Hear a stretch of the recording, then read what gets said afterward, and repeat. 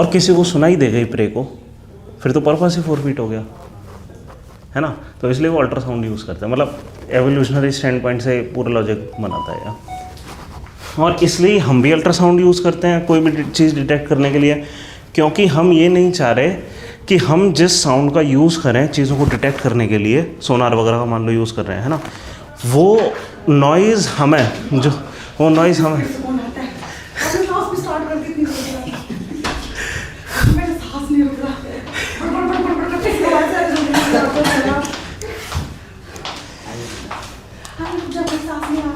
अभी तो ये देखना शिवम कब आएगा, वो मेरी ट्रेन में था।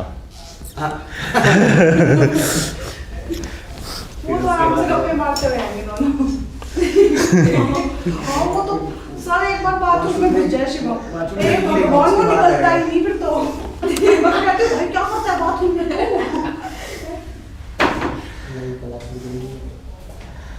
लाइट क्लास तो क्या होगा? बाहर की तो बता रही हूँ। कौन सा मैंने ढंग से बता रही है भाई? देखते आते हैं ना मेट्रो में लेट हो जाते हैं।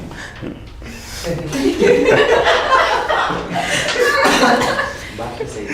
हाँ ये सच बात नहीं है। हाँ, तो हम भी इसलिए अल्ट्रासाउंड यूज़ कर रहे हैं क्योंकि हम नहीं चाह रहे कि हमें सुनाई दे वो शोर, है ना। सर ये ईस्ट क्या है? ईस्ट नहीं यहाँ पे नहीं, मतलब न्यूज़ में आ रहा है ना चाइना का जो आर्टिफिशियल सन है उसका नाम कुछ ईस्ट करके था। ओह, ऐसा कुछ है, पता नहीं, सर पता देख नहीं, लो। मेरे को भी नहीं पता, वो न्यूज़ में मैंने देखा। नहीं आज की नहीं, कल की हुई। कल ही है। पता बेस्ट तरीका क्या है न्यूज़ पढ़ने का? हाँ जी। 1 महीने बाद पढ़ो। जो चीज़ बचेगी वो इम्पोर्टेंट होगी। यार वो उनसे पूछना पड़ेगा। हाँ, क्या? अच्छा, अबे क्या आईएएस बनेगा रे तू? कह रहे मुझे नहीं बनना है। तो तू यहाँ क्या कर रहा है? घर जा, अपनी बेवकूफ कंपटीशन बना रहा है। क्या क्या था? ईस्ट हाँ जी सर। किससे रिलेटेड है? आर्टिफिशियल सन है चाइना का। बेटा नहीं, वो सूरज वाला सन। नहीं नहीं पहले हो चुका है ना लास्ट ईयर हुआ था। क्या पता कुछ लास्ट ईयर या अच्छा, फ्यूजन रिएक्टर है, ओके ठीक है, वो हम करेंगे जब वो करेंगे ना, किसी किस्म का फ्यूजन रिएक्टर होगा। बहुत सारे फ्यूजन रिएक्टर हैं दुनिया में, एक ये ईस्ट भी है। नहीं करते ही रहते हैं, वो मानते ही नहीं है। तेरे से बेहतर है, तेरे और बल्कि मेरा तो हिंदी बोलता है। सर हाँ जी। कह रहे चाइनीज मेरे पूर्वज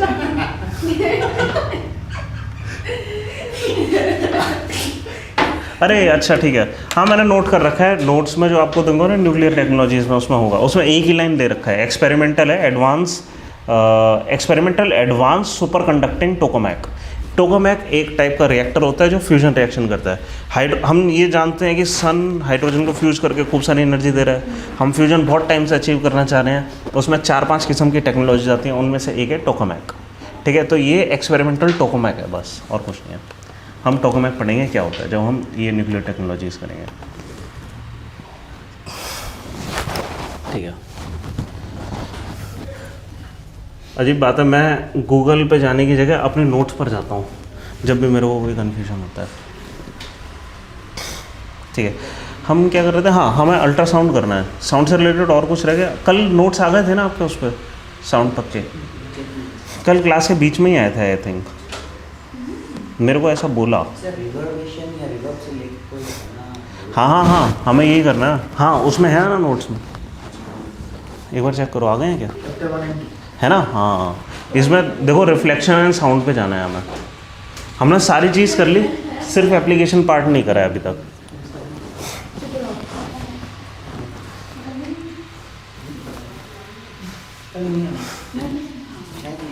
नहीं कल आ गए थे, मेरे को ना 9:40 पे एक मैसेज आया था कि आ गए हैं, मतलब हमने जब क्लास स्टार्ट करी थी तो 20-30 मिनट बाद ही, तो हमने ध्यान नहीं दिया, हम पढ़ते रह गए।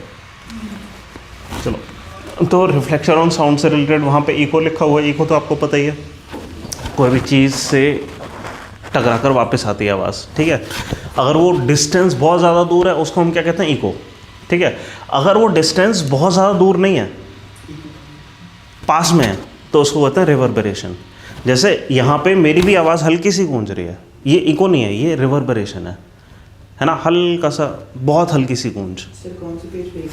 पेज, इसमें पेज लिखा नहीं है, ये 10th पेज पे है, सेकंड लास्ट पेज पे होगा, रिफ्लेक्शन ऑफ साउंड कुछ लिखा होगा। हाँ अच्छा, लेकिन इसमें डिटेल नहीं लिखी है इको और रिवर्बरेशन में, ऐसे लिखा हुआ है। हाँ ठीक है। इको क्या होता है कि जब बहुत ज़्यादा डिस्टेंस पे आवाज़ गूंज कर आती है, उस केस में वो प्रॉपर रिफ्लेक्शन हमें सुनाई देता है, जैसे पहाड़ है ना, बहुत तेज़ आप बोलोगे तो आवाज़ वापस सुनाई देगी। ठीक है, कोई किसी टनल में किसी ने अगर ब्लास्ट कर दिया, ठीक है, वो ब्लास्ट की मतलब साउंड की स्पीड से वो ब्लास्ट की साउंड जाएगी, कहीं से टकरा कर फिर वापस आएगी, है ना। तो ये क्या हो गया, ये हो गया इको। लेकिन रिवर्बरेशन क्या है कि यही रिफ्लेक्शन अगर बहुत कम टाइम में हो रहा है, अब कम टाइम में क्या हो रहा है कि आपको एक्चुअली पता भी नहीं लगेगा। ये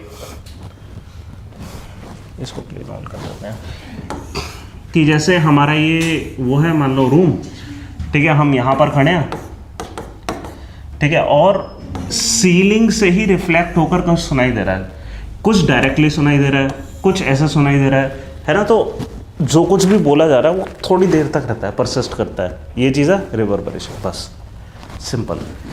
क्यों, आपको शॉर्टेस्ट डिस्टेंस जो है ये सबसे पहली आवाज़ सुनाई दी और कुछ मल्टीपल रिफ्लेक्शन के बाद सुनाई दी, तब जाकर साउंड की पूरी एनर्जी डिसिपेट हुई, ख़त्म हुई, है ना। तब तक आपको जो कुछ सुनाई दी है वो क्या है, रिवर्बरेशन है।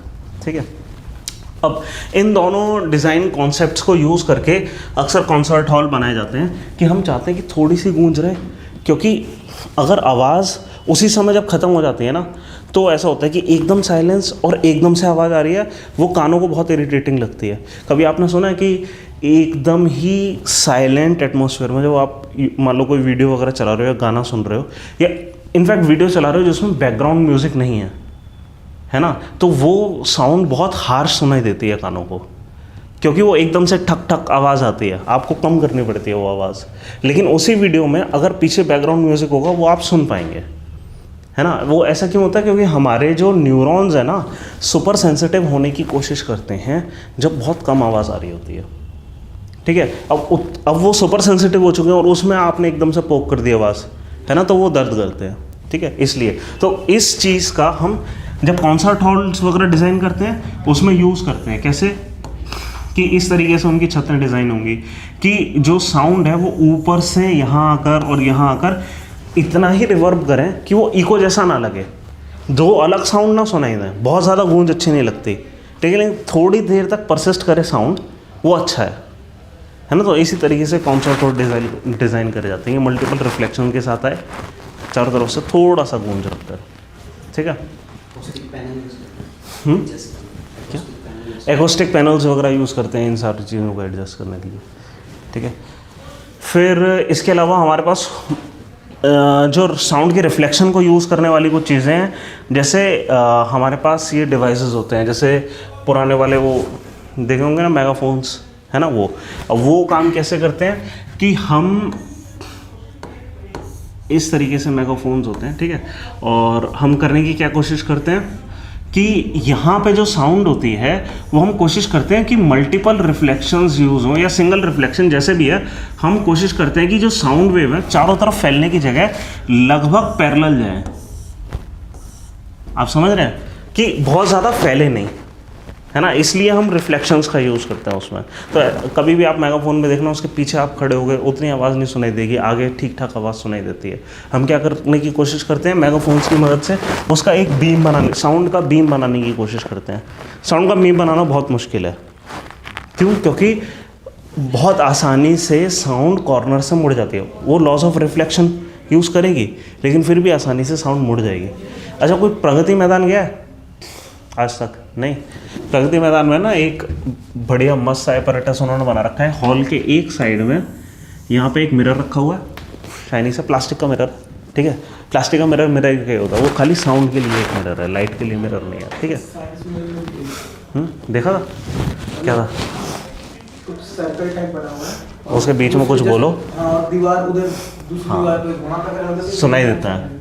तो हम क्या करते हैं कि यहाँ ना लॉज ऑफ रिफ्लेक्शन जो लाइट वाले होते हैं एग्जैक्टली काम करते हैं, एकदम एग्जैक्ट सेंस में, कि ये कर्वेज यहाँ पे कहीं फोकस आएगा इसका, ठीक है, फोकस यहाँ नहीं आएगा, यहाँ आएगा centre of curvature. Centre of curvature मतलब जिसको हम सेंटर बनाकर यहाँ एक गोला खींचते हैं, है ना, वो सेंटर ऑफ कर्वेचर होता है। वहाँ से मिरर का जो डिस्टेंस होता है उसका बीच में आप जो पॉइंट लगोगे उसको कहते हैं हम फोकस। यहाँ पे उन्होंने एक गोला सा बना रखा होता है जो कि यहाँ वायर से ऐसे करके अटैच होता है। यहाँ आप जाकर खड़े होकर यूँ कुछ बोलो, ठीक है, और एग्जैक्टली सेम मिरर हॉल की दूसरी साइड यहाँ होगा, ठीक है। और यहाँ पे कोई बंदा यूँ कान लगाए, यहाँ पे कोई अगर विस्पर भी करता है ना, काम किसे करता है? क्योंकि हमने किसी तरीके से साउंड की बीमिंग कर दी, बीम पैरेलल कर दिया। वरना क्या है, साउंड हम बोल रहे हैं चारों तरफ डिसिपेट हो रहा है ना, हमने क्या करा, उन सबको कंसंट्रेट करके ये जो बंदा यहाँ से बोलेगा वो ही सीधे जाएगा, यहाँ से बोलेगा वो सीधे जाएगा। हमने इस पूरी चीज़ का एक बीम बना दिया, साउंड का एक बीम बना दिया। अब ये बीम जा रहा है, वरना क्या होता, अगर यूँ खड़े होकर बोलते चारों तरफ जाता। हम यूँ खड़े होकर बोले इसका बीम हुआ और ये एक बीम गया, और यहाँ पे किसी ने अगर कान लगा रखा अपना, हल्की सी विस्पर भी सुनाई देती है, ठीक है। मतलब पूरे भरे हुए हॉल में लोग क्या कर सकते हैं, यहाँ पे विस्पर्स में बातें कर सकते हैं दो अपोजिट साइड में, ठीक है। तो मेगाफोन्स क्या कर रहे हैं, इसकी बीमिंग कर रहे हैं, ठीक है। ऐसा नहीं है कि ये किसी तरीके से साउंड बढ़ा दे रहे हैं, ठीक है। एम्पलीफिकेशन का भी काम करते हैं कुछ मेगाफोन्स, ठीक है, बट ये एम्पलीफायर नहीं होता जो स्टैंडर्ड मेगाफोन होता है, वो सिर्फ रिफ्लेक्शन का काम करता है। अगर आपने उसका बटन ऑन कर रखा है एम्पलीफिकेशन का काम करेगा, बटन ऑफ भी है और उसके थ्रू आप बोल रहे हैं तो भी बीमिंग हो जाएगी। ऐसा लगेगा जैसे ज़्यादा आवाज़ आ रही है। कोई यूँ करके चिल्लाता है, क्यों? क्योंकि हम जानते हैं, मतलब हमें ये नेचुरल इंस्टिंक्ट है हमारे पास, हमें नहीं पता ऐसा क्यों हो रहा है, लेकिन हो क्या रहा है एक्चुअली कि हम जो भी बोल रहे हैं उसकी बीमिंग हो रही है, तो एक डायरेक्शन में ज़्यादा आवाज़ आ रही है, सारी एनर्जी यूँ डिसिपेट होने की जगह एक जगह जा रही है ना। तो मेगाफोन्स, लाउड स्पीकर, हॉर्न्स वगैरह में ये यूज़ होता है। फिर स्टेथोस्कोप, स्टेथोस्कोप किस तरह काम करता है, कुछ आइडिया? स्टेथोस्कोप क्या होता है ये तो पता है, ईयरफोन जैसा जो होता है। हाँ, ईयरफोन जैसा होता है, डॉक्टर यूज़ करते हैं, है ना। कट बीट और हाँ, और उसमें क्या होता है कि एक ना डायल होता है, इन सबको ज़रा हटाने की कोशिश करते हैं, ये सब मज़ा नहीं आया। हो गया महीना में। बता के भी नहीं, खुद गर्ज आदमी बदतमीज। पिछली बार लेके गया था कोई एडमिट हो गया। कपड़ा मार दूंगा तेरा इंटरनेट पॉइंट बोलेगा इनसे पैंट फेंक के मार दी।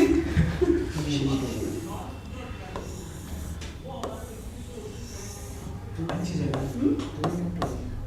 भाई वो चला इतना दिया था इन लोगों ने, वो टाके दर्द हो गए।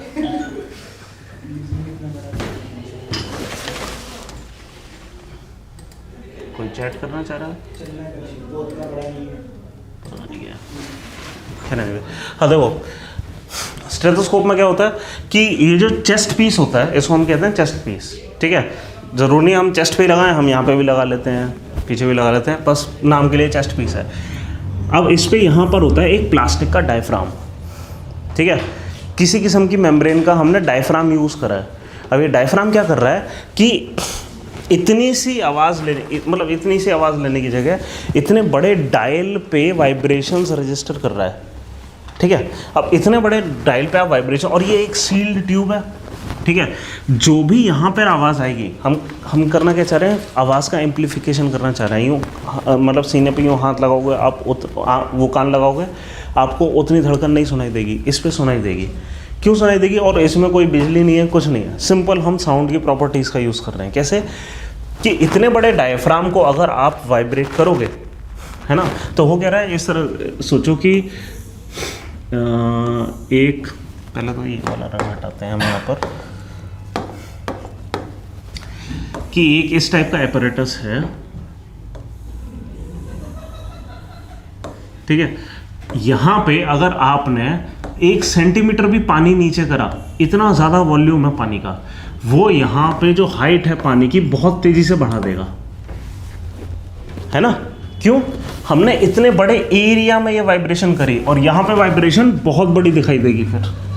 क्यों? अच्छा खासा वॉल्यूम ऑफ वाटर है जो यहाँ जा रहा है, ठीक है। ऐसा ही कुछ यहाँ स्टेथोस्कोप में हो रहा है। क्या हो रहा है कि इतना हमने ये स्टेथोस्कोप का एक जो डायल है वो अच्छा खासा बड़ा ले रखा है और यहाँ पे एक डायफ्राम ले रखा है। जब ये आगे पीछे होगा, इतना बड़ा वॉल्यूम ऑफ एयर, इतनी बड़ी वॉल्यूम ऑफ एयर इस पाइप के थ्रू आगे पीछे होगी, वो वाइब्रेशंस आगे पीछे होंगी, ठीक है। वो वाइब्रेशंस आपको सुनाई दे रही हैं। यहाँ पे दो प्रॉपर्टी काम कर रही है। एक तो एयर इनकम्प्रेसिबल है, जिसकी वजह से वो जो वाइब्रेशन है हम नैरो डाउन कर रहे हैं एक छोटे से एरिया में, ठीक है, और वो हमें यहाँ पे सुनाई दे रही है। और दूसरी चीज़ यहाँ पे हो रही है मल्टीपल रिफ्लेक्शन। अंदर की जो ट्यूब है प्योरली शाइनी होती है, और ट्यूब का शाइनी होने की वजह से ये जो आवाज़ है ना, एक और चीज़ हो सकती है क्या, अगर मान लो ये चीज़ रफ होती तो मल्टीपल रिफ्लेक्शन के बाद अंदर कुछ आवाज़ तो आती लेकिन वो क्लियर नहीं आती, ठीक है। एक आवाज़ आना एक चीज़ होती है, उसका क्लियर आना दूसरी चीज़ है, ठीक है। क्लियर क्यों आ रही है? क्योंकि अंदर है शाइनी सरफेस। तो जो भी आवाज़ यहाँ से जा रही है वो मल्टीपल रिफ्लेक्शंस के बाद और फिर आपको सुनाई दे रही है, ठीक है। तो स्टेथोस्कोप बहुत क्लेवरली यूज़ कर लेता है इस प्रॉपर्टी का, साउंड का, रिफ्लेक्शन का, ठीक है। चलो अब आते हैं हम अल्ट्रासाउंड पे। अल्ट्रासाउंड क्या होता है? कोई भी साउंड जो 20,000 हर्ट्ज से ऊपर की है वो अल्ट्रासाउंड हो गया, राइट। लिख लो। कल हमने आई थिंक डिस्कस भी करता अल्ट्रासाउंड हल्का फुल्का। ह्यूमन रेंज क्या होती है साउंड की? 20 to 20,000 है ना। 20 हर्ट्ज से नीचे को हम कहते हैं इंफ्रासाउंड, उसको 20,000 हर्ट्ज के ऊपर को कहते हैं हम अल्ट्रासाउंड। सिंपल। 20 से 20,000 वालों को क्या है? वो तो हमारे साउंड, ऑडिबल साउंड है ना जो हम सुन पा रहे हैं।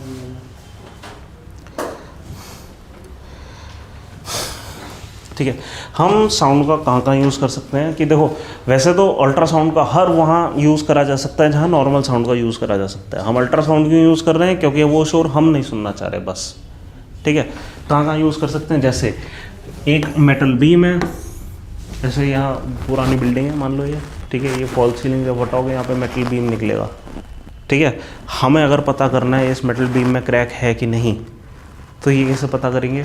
बहुत आसान तरीका है, यहाँ पे एक डिवाइस एपरेटस जोड़ दो और उसमें अल्ट्रासाउंड हो, स्टील के थ्रू साउंड ट्रैवल करती है, ठीक है। मतलब हम वाइब्रेशंस देंगे, एक वाइब्रेशन का डिवाइस लगाएंगे, लेकिन वो वाइब्रेशन अल्ट्रासोनिक फ्रीक्वेंसी की होगी, मतलब 20,000 हर्ट्ज से ऊपर की। उसको उठाकर यहाँ से सेंड करवाएंगे। अब साउंड ट्रैवल होनी चाहिए, अगर मीडियम ठोस है, अगर बीच में कहीं पे भी क्रैक है तो वहाँ से साउंड नहीं जाएगी, खाली मतलब साउंड यहाँ जाएगी और यहाँ आने के बाद ये जाएगी, है ना, ऐसे ही होगा, ठीक है। तो हमें क्या पता लगता है कि साउंड कितनी आई, अगर उतनी नहीं आई तो बीच में कहीं क्रैक है ना। हम अगर यहाँ मतलब बोलने वाला डिवाइस है, यहाँ सुनने वाला डिवाइस जब यहाँ के आसपास ले जाएंगे, जब यहाँ पे सुनाई देगा कि यहाँ नॉर्मल आ रही है, यहाँ नॉर्मल नहीं आ रही, यहाँ पे कहीं क्रैक है, पता लग गया क्रैक, ठीक है। तो किसी भी चीज़ में लैटिस के अंदर डिसकंटिन्यूटी हमें पता लग जाएगा, क्रिस्टल के अंदर इनपरफेक्शन हमें पता लग जाएगा, जो मेटल है उनके बीच में माइक्रो क्रैक्स सब पता लग जाएंगे। वो क्रैक्स जो आँखों से नहीं दिख रहे हैं लेकिन माइक्रो क्रैक हैं, हमें दिख जाएंगे अल्ट्रासाउंड की मदद से, ठीक है। एक एप्लीकेशन तो ये हो गया कि हम क्रैक्स ढूंढ पाते हैं, ठीक है। फिर it can be use to clean hard to reach places, कि कोई ऐसी चीज़ है कि मतलब कोई ऐसा कुछ है, यहाँ पे बोल्ट कसा जाता है और यहाँ अंदर आ गया है मतलब गंध, हम उसको वाइब्रेट करके डस्ट को निकालना चाह रहे हैं, है ना। हम नॉर्मल फ्रीक्वेंसी पे भी यूज़ कर सकते हैं ये काम, बट बेटर है अल्ट्रासाउंड पे करो। क्यों? हमें शोर नहीं सुनाई देगा। किसी भी चीज़ को शेक करना है, अल्ट्रासाउंड पे करो, ठीक है। फिर यहाँ पे मेडिकल यूजेस बहुत लिखे हुए हैं, क्या? जैसे इकोकार्डियोग्राफी, क्या हम हार्ट की इमेज बना सकते हैं। कुल मिलाकर हम इमेजिंग में यूज़ कर सकते हैं। यहाँ पे मेडिकल जो ये दे रखा है ना, ये है, इसको हमें मेनली बोलना चाहिए इमेजिंग।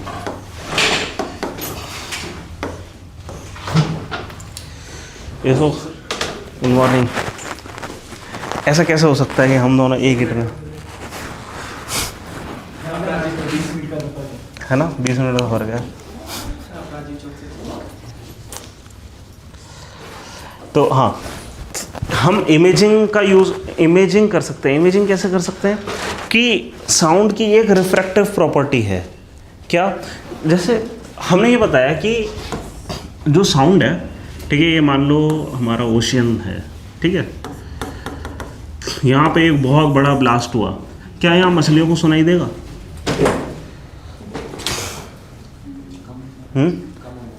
कम।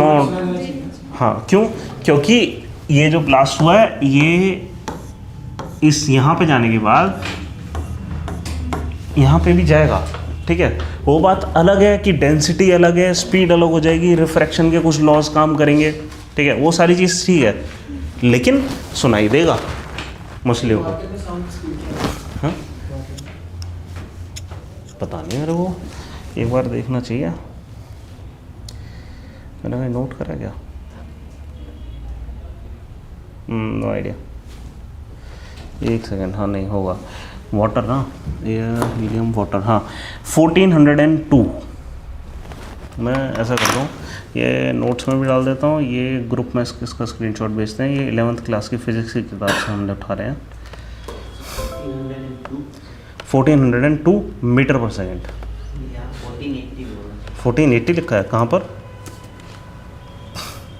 हाँ 20 डिग्री सेल्सियस पे, मैं 0 डिग्री सेल्सियस बता रहा हूँ। टेम्परेचर के हिसाब से भी चेंज होगा। अच्छा, टेम्परेचर बढ़ेगा तो घटना चाहिए, बढ़ना चाहिए? स्पीड साउंड का, किसी भी चीज़ का हम टेम्परेचर बढ़ा रहे हैं, बढ़नी चाहिए। ऐसा क्यों है? हाँ, क्योंकि प्रेशर हो जाएगा, वो और ज़्यादा स्प्रिंगीनेस हो गई है ना। अब इसलिए ऐसा है कि जैसे जैसे आप ऊपर जाओगे रेयर हो जाती है, इसलिए स्पीड घट जाती है, ठीक है। ठीक है, ये कुछ स्पीड्स हैं, ये आपके व्हाट्सएप ग्रुप पर आई है इमेज, ठीक है। जैसे एयर है 330 मीटर पर सेकेंड 0 डिग्री सेल्सियस पे होती है एयर की, 20 डिग्री सेल्सियस पे 343 है ना, तो 330 340 कुछ भी आप ले सकते हो। फिर हीलियम 965, प्योर हाइड्रोजन 1284, उसमें ज़्यादा तेज़ चलती है। सी वाटर ज़्यादा डेंस है ना, तो नॉर्मल वाटर से ज़्यादा तेज़ चल रही है 1522, है ना। ये साउंड की स्पीड है अलग अलग चीज़ों में। फिर सॉलिड्स में देखिए, अच्छा सॉलिड्स में ये जो बेसिक कॉन्सेप्ट है कि हम डेंसिटी के हिसाब से सोच रहे हैं, ये उतना ट्रू नहीं बैठ रहा है। क्यों? देखो आप एल्यूमिनियम हल्का होता है, वहाँ पे तेज़ चल रही है साउंड, है ना, लेकिन स्टील में हल्का सा धीरे चल रही है। उल्टा होना चाहिए ना। हाँ, केमिस्ट्री है, एक्सेप्शन होता है, रबर में तो क्या ही चलेगी। रबर इनफैक्ट हम यूज़ करते हैं ना कि कहीं पे इको घटाने के लिए, है ना, ये एब्जॉर्बेंट है, ये एनर्जी को एब्जॉर्ब कर लेता है। इस वजह से करता कैसे? वो सारी आवाज़ को हीट में कन्वर्ट कर देता है ना, वो डैम्पनिंग मटेरियल है, डैम्प कर देता है किसी भी चीज़ को। देखो ना व्हाट्सएप ग्रुप पर आया, गो गेटर्स 6000 कुछ है शायद।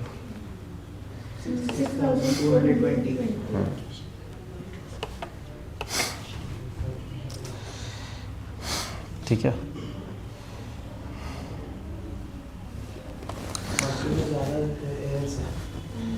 तो हम क्या कर सकते हैं इसका कि अब साउंड कर क्या रहा है, मतलब रिफ्लेक्ट भी कर रहा है, रिफ्रैक्ट भी कर रहा है। हमारी बॉडी के अंदर अगर हमने अल्ट्रासाउंड भेजी है तो हम क्या कर सकते हैं उसकी मदद से, किस तरीके से वो रिफ्रैक्ट हुई है, ठीक है। ये मान लो हमारी बॉडी है, ऊपर से हमने अल्ट्रासाउंड का प्रोब लगाया, ठीक है, पीछे की तरफ मतलब एक प्योरली रिफ्लेक्टिंग शीट के ऊपर हम बैठे हैं, तो होगा क्या कि किसी तरीके से कुछ जाएगा और किसी तरीके से वापस आएगा, ठीक है। हमने अल्ट्रासाउंड भेजी, डिटेक्ट करी, भेजी, डिटेक्ट करी, भेजी, डिटेक्ट करी, पल्सेस भेज रहे हैं, डिटेक्ट कर रहे हैं, ठीक है। कितनी देरी से आ रही है उससे हमें क्या पता लग रहा है कि यहाँ पे ज़्यादा डेंस मटेरियल है, यहाँ पे कम डेंस मटेरियल है ना। कैसे?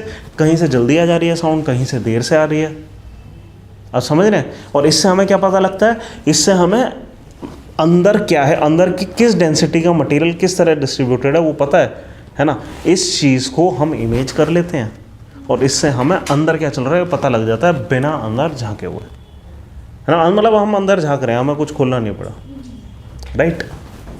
तो इसके दो तरीके हैं ये करने के। एक तो इकोकार्डियोग्राफी, अगर यही चीज़ हम हार्ट के लिए कर रहे हैं उसको इकोकार्डियोग्राफी बोलेंगे, ठीक है, ठीक है। फिर अल्ट्रासोनोग्राफी की, बाकी हर जगह पे इसी चीज़ को हम अल्ट्रासाउंड बोल देंगे, ठीक है, बहुत ज़्यादा अंतर नहीं है। और अल्ट्रासाउंड किस चीज़ के लिए? Liver, gall bladder, uterus, kidney, ठीक है। इमेज क्रिएट कर देते हम किसी भी चीज़ का इमेज क्रिएट कर सकते हैं। हम इमेज क्या है, एक्चुअली ये इमेज नहीं है, ऐसा तो देखो रेडियो वेव, आपने वो देखा होगा ना फिजिक्स की किताब में एक बना होता है, इसको कहते हैं हमारा बैकग्राउंड रेडिएशन जो है, रेडियो फ्रीक्वेंसी का background radiation just after the universe was born, cosmic background radiation. ये रेडियो वेव में है। रेडियो वेव हमें कौन सा सुनाई देती है, बट हमने उसकी इमेज बनाई है। हमने क्यों करा, हमने कैसे करा ये काम, हमने उस हर फ्रीक्वेंसी को खुद से कलर असाइन कर दिया ना, हमने बढ़ा दिया। मतलब अगर मान लो ऐसा था कि फ्रीक्वेंसी 10 की पावर 6 टाइप में थी, है ना, उसको 1000 से मल्टीप्लाई कर दिया सारी फ्रीक्वेंसीज को, भाई तुम विजिबल रेंज में दिखाई दो। अगर तुम दिखाई देने वाली चीज़ होते तो कैसे दिखते? लाइक जो गैलेक्सीज नेबुला होते हैं उनको भी कलर हाँ, उसमें भी क्या है कि कभी कभी ऐसा होता है अल्ट्रा वायलेट में बहुत सारे कलर दे रहे होते हैं, हम क्या कर लेते हैं उसको टोन डाउन कर देते हैं फ्रीक्वेंसी को कि वो विजिबल रेंज में दिखाई दे। ऐसे ही हम साउंड की फ्रीक्वेंसी को किसी फैक्टर से मल्टीप्लाई करके उसको विजिबल दिखें, मतलब हम देख सकते हैं उसको, ठीक है। नहीं तो हम ये काम कर सकते हैं कि साउंड की जो फ्रीक्वेंसी या कितनी डेंसिटी आ रही है, हमें एक्चुअली पता है रंग से भी मतलब नहीं है। अभी का कभी आपने अल्ट्रासाउंड देखो, वो ब्लैक एंड वाइट इमेज होती है एक्चुअली तो, ठीक है। हम चाहते तो वो काम कर सकते थे फ्रीक्वेंसी से, हम फ्रीक्वेंसी भी नहीं कर रहे हैं। हम कर क्या रहे हैं, उसी फ्रीक्वेंसी से गई, उसी फ्रीक्वेंसी से आई। हमें तो बस ये है कि कुछ कहीं पे वापस सुनाई दी साउंड, कहीं पे नहीं सुनाई दी। जहाँ पे सुनाई दी हमने वाइट दे दिया, जहाँ पे नहीं सुनाई दी ब्लैक दे दिया। हम तो खाली उसका एम्पलीट्यूड देख रहे हैं एक्चुअली, वैसे तो उसी से इमेज पता लग गई, है ना। हम फ्रीक्वेंसी पे भी नहीं जाना पड़ा, है ना। हम क्या है कि रिकन्स्ट्रक्ट करते हैं, हमें तो खाली डेटा मिलता है। ऐसे तो ये जो सेंसर हैं फ़ोन के, इनको भी डेटा ही तो मिल रहा है। ये तो सेंसर ही खाली एक्साइटेड ही तो हो रहे हैं, उसको इमेज में कन्वर्ट करने का काम तो कंप्यूटर कर रहा है ना। उसने तो 0 1 दिए थे खाली, उसको वापस रिकन्स्ट्रक्ट करना पड़ता है। जैसे इसरो की कोई इमेज होती है ना, सैटेलाइट से खाली डेटा आता है 0 1 में, वहाँ पे पेन्सटेकिंगली वहाँ पे बैठ कर इसको इंटरप्रेट कैसे करें, किस विजुअल रेंज में रखें, सबसे बेस्ट इमेज दिखाई देगी, वो साइंटिस्ट बैठ के करते हैं ये काम, है ना। वो सिर्फ ग्राफ वगैरह देख देते हैं। हाँ, वो खाली सेंसर भेज रहे हैं इस तरह। अब ये मत सोचो कि हमें रंग दिखाई दे रहा है, इस तरह सोचो अब क्या कि यहाँ पे सेंसर लगे हैं, उसको कुछ दिखाई दे रहा है और वो सिग्नल न्यूरॉन्स के थ्रू जा रहा है, कलर ब्रेन ने असाइन करे हैं। हाँ जी, ये एनिमल्स कैसे ऐसे साउंड्स इमिटेट कर पा रहे हैं? एग्जैक्टली सेम न्यूरॉन्स, और क्या है मतलब जैसे कि सर वेल दोनों कैसे कर रहे हैं? हैं वेल में दोनों लिख रहा हूँ, दोनों। अल्ट्रासाउंड भी कर रही हैं और वो भी कर रही हैं और ऑडिबल भी कर रही हैं। हाँ तो ठीक है ना, वो मतलब उनके पास, हमारे पास यहाँ फेरिंग्स और लेरिंग्स वगैरह जो भी है अपने पास, उतना ही वाइब्रेट कर पा रही है। अच्छा, वाइब्रेशन पे। हाँ, उनके पास वो ऑर्गन है, वो ये काम कर पा रहे हैं। उनके पास वो सेंसर हैं कि कुछ सुन पा रहे हैं, है ना। हमारे सेंसर उतने अच्छे नहीं हैं। और सर एलिफेंट्स को इंफ्रासोनिक कैसे होता है? लो कैसे होता है? वही अर्थक्वेक को कर लो। हाँ, एक और चीज़ है, जैसे वेल्स है ना, वो क्या कर लेते हैं कि ओशियन में एक साउंड पोल्यूशन हो रहा है, ठीक है, सुना है आपने, ये न्यूज़ अक्सर आती रहती है कि जितनी भी शिप्स हैं उनको हमें साइलेंट करने की ज़रूरत है। क्यों? वो चलती हैं लो फ्रीक्वेंसी पे। वो फ्रीक्वेंसी के शिप्स क्यों प्रोड्यूस करती हैं फ्रीक्वेंसी? नेगेट करने के लिए प्रोपेल कर, फ्रिक्शन। प्रोपेल करने के लिए। प्रोपेल क्यों? क्योंकि इंजन चल रहा है उनका, ठीक है। तो उनका एक तो प्रोपेलर चल रहा है और इंजन चल रहा है, और इंजन करता है साउंड। और जो शिप्स के इंजन होते हैं बड़े होते हैं, उनके पिस्टन के हिलने की फ्रीक्वेंसी लो होती है, तो वो जो साउंड प्रोड्यूस कर रहे हैं वो सब सोनिक है, हमें नहीं सुनाई देती, ठीक है। हमें मतलब वो जो साउंड है शिप की, अगर 5 किलोमीटर दूर आप ओशन के नीचे सुनने की कुछ कोशिश करो, शिप की साउंड हमें नहीं सुनाई देगी, बट वेल्स को सुनाई देगी वो, और उनके लिए वो डेफनिंग होगी उस टाइप की साउंड, है ना। तो ये काफ़ी न्यूज़ में आता है। बहुत तेज सुनाई देती है। हाँ, यानी ये अक्सर न्यूज़ में आता है कि हमें शिप्स की जो साउंड है उसको टोन डाउन करने की ज़रूरत है, ये सिर्फ इस वजह से, ठीक है। चलो, इसके अलावा क्या है, यहाँ पे लिखा है कि टू ब्रेक स्मॉल स्टोन्स, हम बहुत ज़्यादा फ्रीक्वेंसी अगर किसी चीज़ को दे दें तो हम ब्रेक कर सकते हैं उस चीज़ को। तो क्या है कि किडनी के अंदर बहुत मुश्किल होता है। किडनी का हमने स्ट्रक्चर हल्का सा पढ़ा था, क्या था कि यहाँ पे मतलब वो मतलब आयोटा से हमें एक कनेक्शन मिलता है ब्लड का, फिर वेना कावा से कुछ मिलता है, फिर यहाँ से जो भी मतलब हमने यहाँ पे फिल्टर आउट करा है वेस्ट प्रोडक्ट, वो नीचे चला जाता है। अब क्या है कि और ये कैसे काम कर रहा है, प्रॉपर सीव है ये, है ना, फिल्टर्स हैं कुल मिलाकर, बस ये बायोमोलिकुलर फिल्टर्स हैं, है ना, तो फिल्टर्स हैं। अब क्या है कि इसमें क्या है कि ये कर क्या रहा है, कुल मिलाकर सॉल्ट्स वगैरह इन सबको अलग कर रहा है। और सॉल्ट की एक खासियत होती है कि वो क्रिस्टल हो जाते हैं, कलेक्शन होना शुरू हो जाता है, लेयर बाय लेयर यहाँ पे ऑक्सलेट मिनरल्स क्या है कि कलेक्ट होना शुरू हो जाते हैं। अब इनका निकालने के हमारे पास बहुत ज़्यादा तरीके नहीं हैं। अगर वहाँ पे एक कोई लॉज हो गया है उसको हटाना इतना आसान नहीं है, ठीक है। हम कोशिश कर सकते हैं ब्रेक करने की, कैसे, अल्ट्रासाउंड से। अदरवाइज़ क्या है कि एक सर्जरी होगी कि एक यहाँ प्रोब ले जाया जाएगा, ठीक है। एक्चुअली वो प्रोब भी क्या कर रहा है, वो गया अंदर एक प्रोब, एक ट्यूब गई, ठीक है, और ट्यूब ने यहाँ पे एक अल्ट्रासाउंड दी और इसको तोड़ा, ठीक है। हम वहाँ छेनी तोड़े से तो नहीं तोड़ सकते, तो हम क्या कर रहे हैं, अल्ट्रासाउंड दे रहे हैं। उसको क्रिस्टल को तोड़ा, एक बार तोड़ लिया, फिर उसको वैक्यूम ट्यूब से निकाल दिया, ठीक है। इस तरीके से हम ये स्टोन्स तोड़ लेते हैं। खैर, नेक्स्ट टॉपिक पे चल रहे हैं, सोनार, ठीक है। सोनार में भी हम अल्ट्रासाउंड यूज़ करते हैं। सोनार क्या चीज़ हो गया, हाँ, ठीक है। तो हम ये साउंड डिटेक्शन एंड रेंजिंग हम कर क्या रहे हैं यहाँ पे कि जो शिप है, मान लो यहाँ पर शिप है एक, ठीक है, और शिप के लिए ना बहुत बड़ी प्रॉब्लम क्या होती है, एक तो प्रॉब्लम ये होती है कि उसे सामने देखना है, एक चीज़ और देखनी है जो नहीं दिखाई दे रही है कि नीचे क्या है। ये भी हो सकता है कि एक नए वाटर में यहाँ बड़ा सा बोल्डर हो और शिप ऑब्वियसली थोड़ा सा नीचे होकर चलती है और यहाँ से टकरा गई, ठीक है, नुकसान हो जाएगा। तो उनको लगातार पता रखना होता है कि वो कितना, मतलब बेस से कितना ऊपर है, ठीक है, कहीं सी फ्लोर ना आ जाए, ठीक है। कई जगहों पे हम सोनार और ज़्यादा एक्सटेंसिव यूज़ करते हैं, जैसे मिलिट्री वगैरह में, ये डिटेक्ट करने के लिए नीचे से कोई सबमरीन तो पास नहीं हो रही है, ठीक है। या फिर किसी केस में हम इसलिए भी यूज़ कर सकते हैं कि हमें ये पता लगे कि वहाँ सी फ्लोर पे एक्चुअली है क्या, ठीक है। हम कर क्या रहे हैं कि हम साउंड भेज रहे हैं और रिफ्लेक्ट होकर आ रही है, और किस तरीके से रिफ्लेक्ट होकर आ रही है, कितनी जल्दी आ रही है, उससे हमें ये पता लग रहा है कि डेप्थ ऊपर हो गई या नीचे हो गई, सिंपल, है ना। तो ये हो गया हमारा सोनार। और किस चीज़ का यूज़ करेंगे हम यहाँ पे, स्पीड ऑफ साउंड का, है ना। स्पीड ऑफ साउंड क्या थी वाटर में, वाटर 14 कितना 80 20 डिग्री सेल्सियस पे 1, हाँ, ठीक है। इसके अलावा स्ट्रक्चर ऑफ ह्यूमन ईयर आपके नोट्स में दिया है, ईयर एक बार देख लो notes, structure of human year,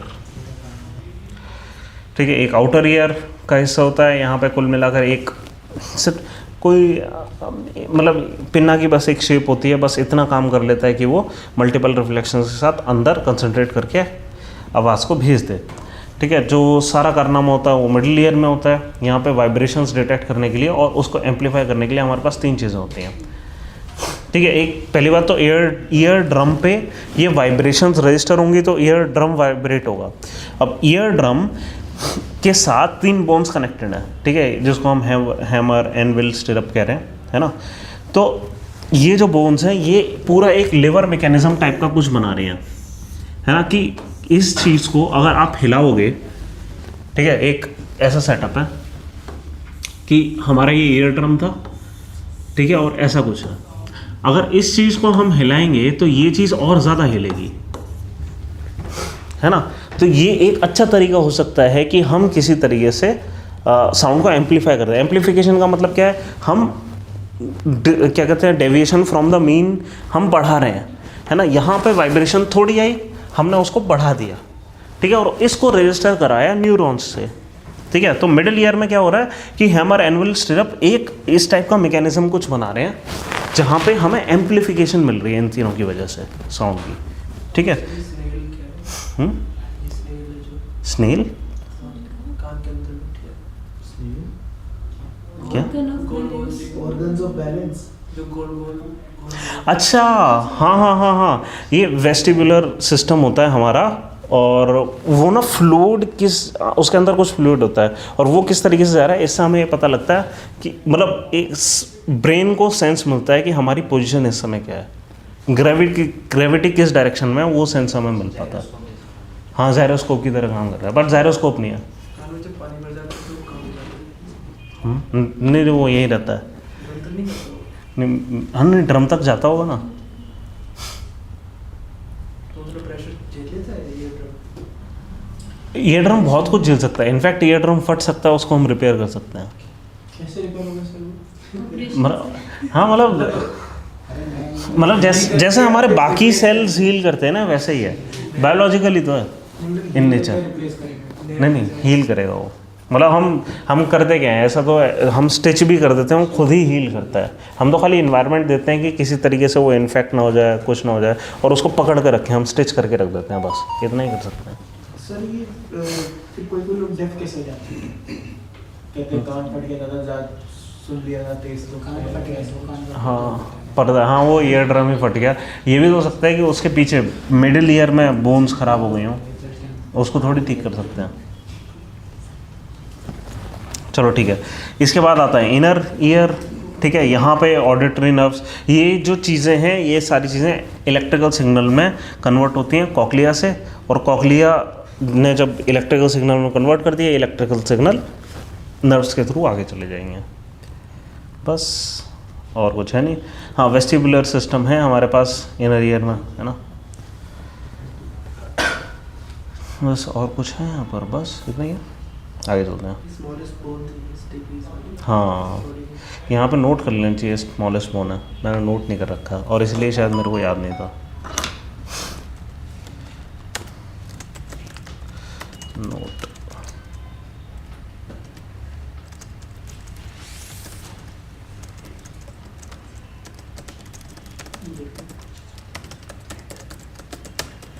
ये मैंने नोट कर लिया, जब आपको फाइनल दूंगा इसमें मिल जाएगा। बोन की तरह मसल की तरह एक्ट करती है, इसी के बोलते हैं। जो बोन और मसल की तरह एक्ट करती है। लिगामेंट, शायद ईयर में लिगामेंट होते हैं यहाँ पे। लिगामेंट तो जोड़ के रखता जो है। ये वाला पार्ट ईयर का, ये लिगामेंट से है। कार्टिलेज, हाँ, कार्टिलेज।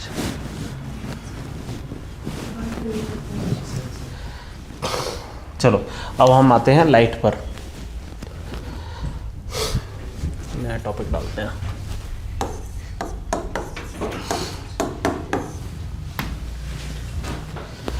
ठीक है, स्पीड ऑफ लाइट तो हमने कर ली थी। लाइट है क्या? लाइट एक इलेक्ट्रोमैग्नेटिक वेव है, और ये जो ये था हमारा, कितना हम समझ चुके हैं, हम वो लिख लेते हैं अभी तक। RMIVOX है ना, हमने ये करा था। यहाँ पे ये जो V है, ये है विजुअल, ठीक है, और ये इंक्रीजिंग एनर्जी थी, राइट, है ना।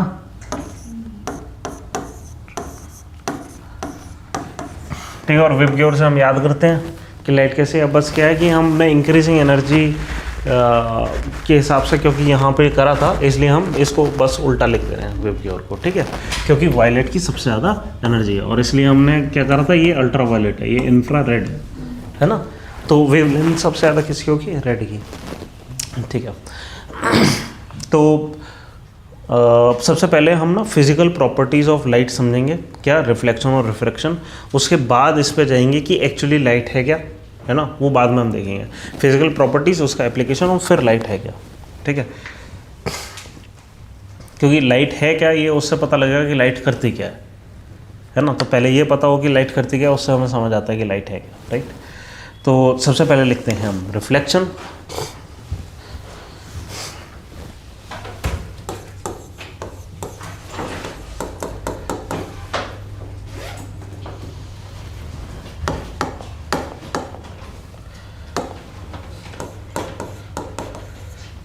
दो लॉज ऑफ रिफ्लेक्शन है हमारे पास, ठीक है। सबसे पहला,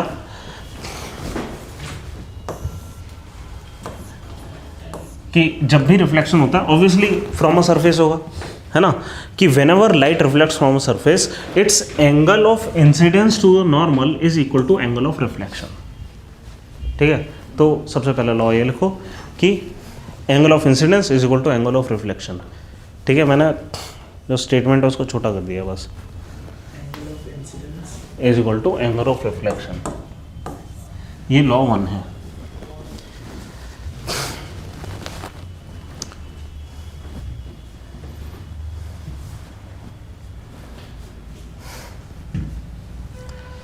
ठीक है, इसको हम इंसिडेंट रे बोलते हैं, इसको हम रिफ्लेक्टेड रे बोलते हैं, इसको हम नॉर्मल बोलते हैं, ये नॉर्मल है।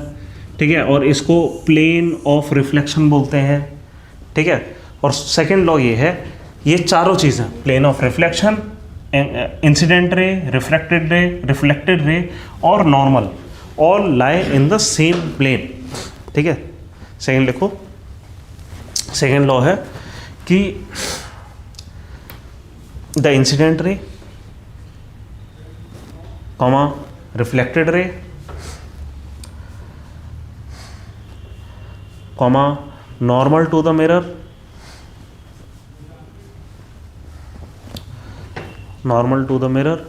all lie in the same plane।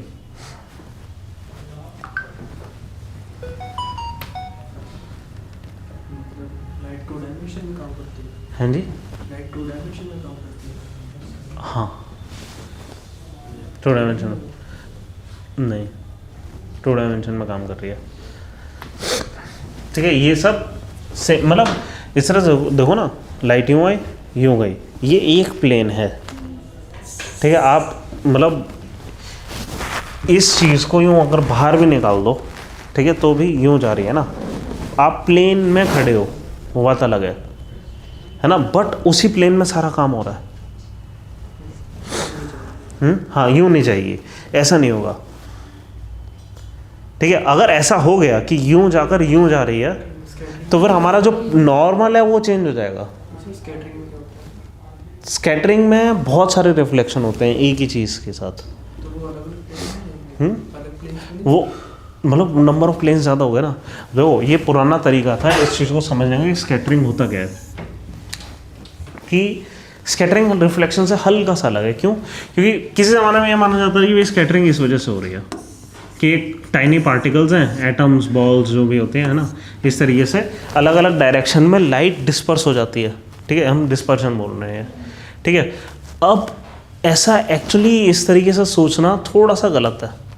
ठीक है, जो अभी हमारी अंडरस्टैंडिंग है उसके हिसाब से हो क्या रहा है कि हाँ, कि इसने मोमेंटरीली इसको एब्जॉर्ब कर लिया, जब ये रिलीज़ करा तो ये किसी भी डायरेक्शन में रिलीज़ हो गया। अलग वेवलेंथ फ्रीक्वेंसी नहीं, सेम वेवलेंथ फ्रीक्वेंसी पे, मतलब एटम्स या तो रिफ्लेक्ट करेंगे ही नहीं या तो एब्जॉर्ब करेंगे ही नहीं।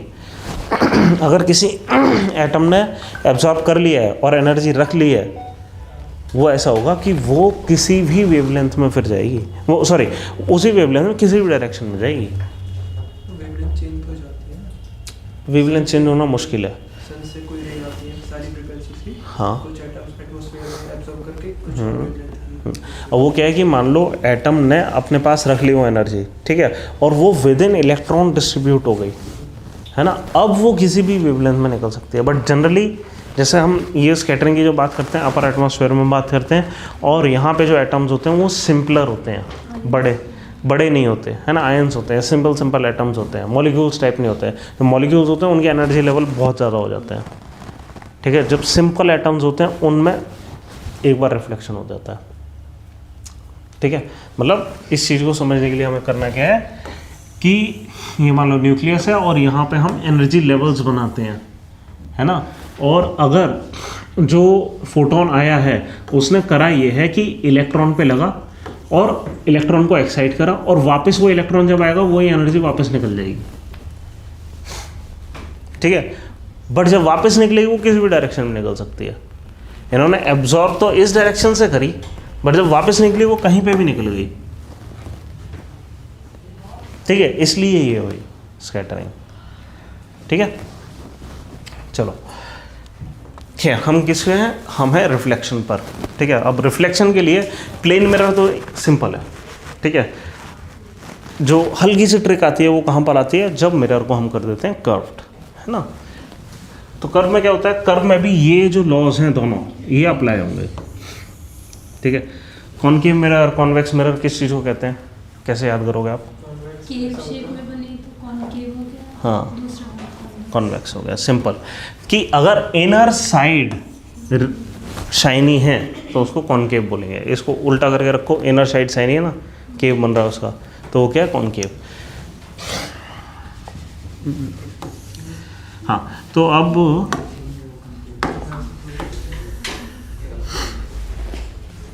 हर मिरर का हमने अभी एक चीज़ देखी थी, क्या?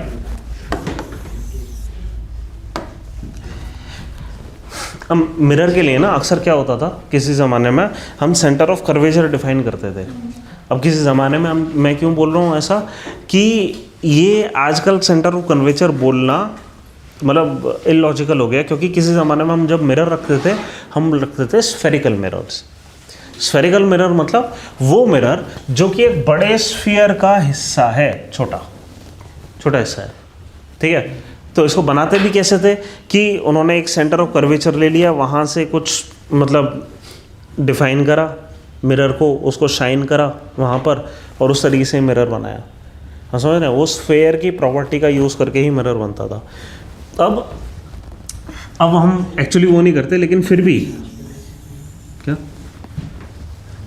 लेकिन फिर भी हम डिफाइन इसी तरीके से करते हैं, क्या कि अगर ये रेडियस होता तो ये कहाँ पे इसका सेंटर होता, उसको हम क्या बोलते हैं? सेंटर ऑफ कर्वेचर, ठीक है। और मिरर की कोई प्रॉपर्टी होती है जिसकी वजह से सेंटर ऑफ कर्वेचर से मिरर के बीच का पॉइंट, उसको हम कहते हैं फोकस, ठीक है। और ये फोकस क्या करता है?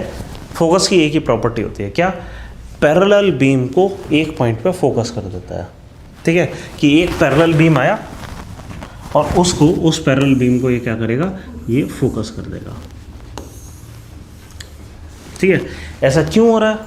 ऐसा सिंपल है, इसलिए हो रहा है कि ये एक सरफेस है, इस सरफेस पे एक नॉर्मल पड़ रहा है, ठीक है। और हमारे जो प्रॉपर्टी थी, हमने दो properties of reflection, laws of reflection लिखे थे, वो क्या थे कि angle of incidence should be angle of reflection, और इसलिए ऐसा होता है कि वो सारी चीज़ इसके मिडिल पर आकर, फोकस पर आकर कंसंट्रेट हो जाती है, ठीक है। और जितनी भी बीम आएगी वो सब कहाँ जाएगी? वो सब फोकस पे कंसंट्रेट हो जाएगी। हाँ, नहीं, because centre of curvature is acting as the normal ना। सर्कल की क्या प्रॉपर्टी है? सर्कल की प्रॉपर्टी ये प्रॉपर्टी होती है ना कि कोई भी लाइन आप सेंटर से खींचोगे, it would be normal to the tangent. यही तो प्रॉपर्टी है ना। तो ये सेंटर है उस बड़े सर्कल का,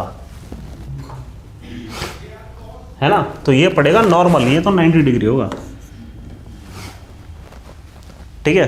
the only thing would be कि normal, incident ray, reflected ray, they all would lie on the same plane, ठीक है। But angle of incidence should be equal to angle of reflection with respect to the normal, ठीक है। और इसलिए सारी चीज़ें, और कहीं पे भी आप नॉर्मल बना लोगे वो आपको आई इज इक्वल टू आर दिखाई देगा,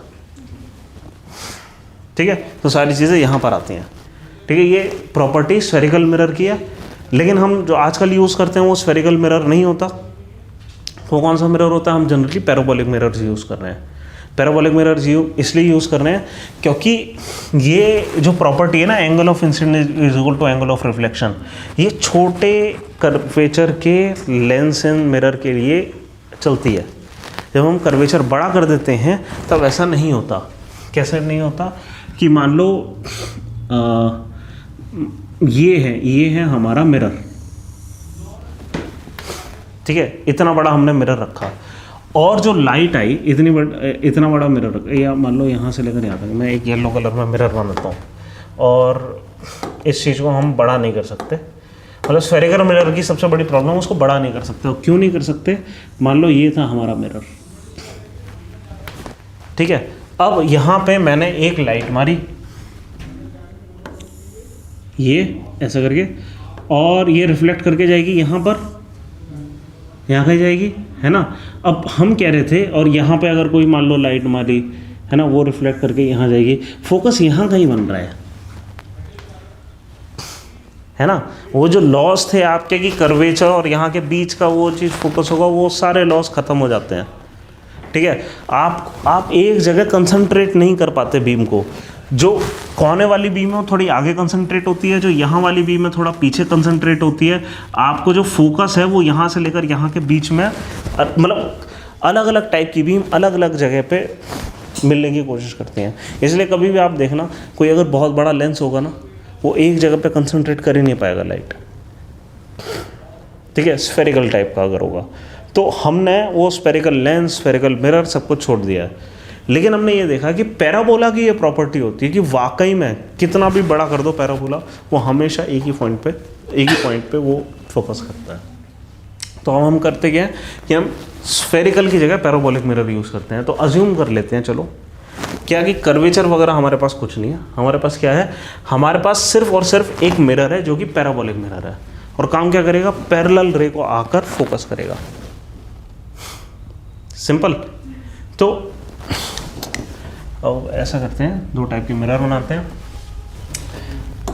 ये तो प्रॉपर्टी होगी हमारी कॉन्वेक्स मिरर की, सॉरी कॉनकेव मिरर की, है ना। अब एक प्रॉपर्टी लेते हैं हम उल्टा, कॉन्वेक्स मिरर की, ठीक है। अब कॉन्वेक्स मिरर में क्या होता है, which side is shiny, outer side, ठीक है। अब आउटर साइड शाइनी है, ये रिफ्लेक्ट अगर करेगी किस डायरेक्शन में कर देगी, इधर, है ना, ये वाली इधर कर देगी, ठीक है। लेकिन हाँ वही, इनका फोकस कहाँ है, इनका फोकस होता है इमेजिनरी। नहीं, मतलब एक्चुअली क्या है कि हम बना रहे हैं, नहीं हम बना नहीं रहे खुद से, एक्चुअली फोकस उसका वही है कि मतलब इस तरह सोचो कि अगर एक पैरेलल बीम आ रही है, ठीक है, और हमने एक इस तरीके से कॉन्वेक्स मिरर पे उसको देखने की कोशिश करी, यहाँ पे बैठ के हमने देखने की कोशिश करी कि पैरेलल बीम कहाँ से आ रही है। हमें क्या दिखाई देगा, हमें ये दिखाई देगा सन वहाँ पर है उस जगह पे, ठीक है। ये एपरेंट इमेज है बट फिर भी एक इमेज है, वहाँ पे हमें दिखाई दे रहा है कुछ। आप समझ रहे हो ऐसा, हमें सब कुछ कहाँ से आता हुआ दिखाई दे रहा है, हमें सब कुछ यहाँ से आता हुआ दिखाई दे रहा है। एक यहाँ पे बंदा खड़ा है, वो क्या बोलेगा कि सन कहाँ है, वो बोलेगा भाई यहाँ से आ रहा है। आप समझ रहे हो, है ना। तो सारी light tend to come from this point. उसमें होता है कि गाड़ियों के शीशे में होता है, ठीक है, और बहुत छोटा दिखाई देगा, ठीक है ना। तो ये हमारी कुछ प्रॉपर्टीज हैं। चलो ऐसा करते हैं हम 6 डायग्राम्स, चलो ये लिख ही लेते हैं, ज़्यादा बेटर है। हम ना यहाँ पे अब 6 डायग्राम बनाते हैं। ये इसको छोटा कर देते हैं।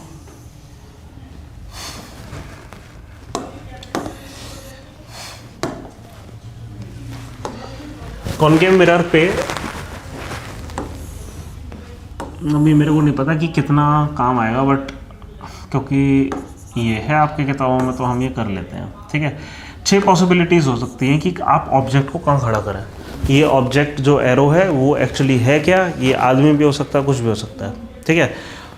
6 पॉसिबिलिटीज़ हो सकती है आप कहाँ खड़ा करें। क्या, एक तो आप इन्फिनिट पे खड़ा कर सकते हैं, एट इन्फिनिटी। दूसरा है नहीं, ये इन्फिनिटी से बीम आ रही है ना, सन की बीम आ रही है, वो सब की सब यहाँ पे फोकस हो जाएगी। सन इन्फिनिटी पे ही है, आप टेंड्स टू इन्फिनिटी हम मानते हैं ना। इन्फिनिटी क्या है, जहाँ से जो रेज हैं वो पैरेलल आ रही हैं, ठीक है। अब सन इतना दूर है कि उसकी रेज एक्चुअली पैरेलल आ रही हैं। कैसे पता हमें पैरेलल आ रही हैं, कि आप मान लो यहाँ सन है, ठीक है, आप यहाँ एक पर्दा डालो और यहाँ पे एक छोटा सा होल करो, क्या आपको शेप वही दिखाई देगी यहाँ पर जो इसकी शेप है ना। तो मतलब ये पैरेलल है, सिंपल, ठीक है। तो सन की जो रेज आती हैं वो आती हैं पैरेलल, हाँ एकदम पैरेलल होती हैं, परफेक्टली पैरेलल है। वो हम सोलर फ्लेयर दिखाने की कोशिश करते हैं, है ना, ठीक है। तो दूसरी चीज़ ये हो गई कि हम कर्वेचर, जो सेंटर ऑफ कर्वेचर है उससे पीछे रखे हैं। एक ये हो सकता है कि हम सेंटर ऑफ कर्वेचर पे रखे हैं, एक ये हो सकता है कि हम कर्वेचर और फोकस के बीच में रखे हैं, एक फोकस पे ही रख दें, और अगर फोकस से इधर रख दें। ये 6 केस पॉसिबल है कि हम कहाँ पे किसी चीज़ को रख रहे हैं। ठीक है, अब जहाँ पे रख रहे हैं उस हिसाब से इमेज अलग अलग जगह पे बनेगी। ठीक है, जैसे अगर हमने इन्फिनिटी पे रखा तो सारी इमेज यहाँ पे बन रही है। ये इमेज रियल है। रियल का मतलब ये है कि अगर यहाँ पे हमने स्क्रीन रख दी तो वहाँ पे एक्चुअली इमेज बनेगी। मतलब यहाँ पे उठाकर हमने एक पेपर रख दिया तो पूरा कंसनट्रेटेड इमेज ऑफ सन यहाँ बनेगी। उसकी जितनी पीछे से हीट आ रही है वो वहाँ कंसनट्रेट होगी। हम उस पेपर को जला सकते हैं इसकी मदद से, है ना। तो ये क्या हो गया कि ये मतलब उस सेंस में क्या है कि यहाँ पे हमें, अच्छा एक चीज़ और, वर्चुअल इमेज और रियल इमेज में अंतर ये होता है, जिस चीज़ को हम स्क्रीन पे ले सकते हैं वो है रियल इमेज। ठीक है, अगर इमेज तो दिखाई दे रही है, अब इमेज तो ऑब्वियसली दिखाई देगी, क्यों, हम कुछ देख रहे हैं, वहाँ से लाइट तो आ ही रही है, लाइट आ रही है तो कुछ इमेज दिखाई देगी। ठीक है, अगर लेकिन उसको हम स्क्रीन पे नहीं ले सकते तो वो क्या है, वो है वर्चुअल इमेज। यही इमेज, इस इमेज को हम स्क्रीन पे नहीं ले सकते ना, ये पैरेलल आई, ये तो लाइट सारी डिस्पर्स हो गई, उसको कहाँ पे, कौन सी स्क्रीन पे लेंगे।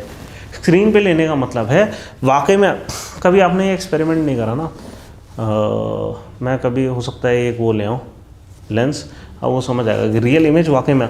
कभी आप ना ये करना, आप घर पे लेंस है कोई सा भी, हाँ मैग्नीफायर ग्लास होता है, मैग्नीफाइंग ग्लास नहीं, चश्मा नहीं, अपन को ये वाला चाहिए।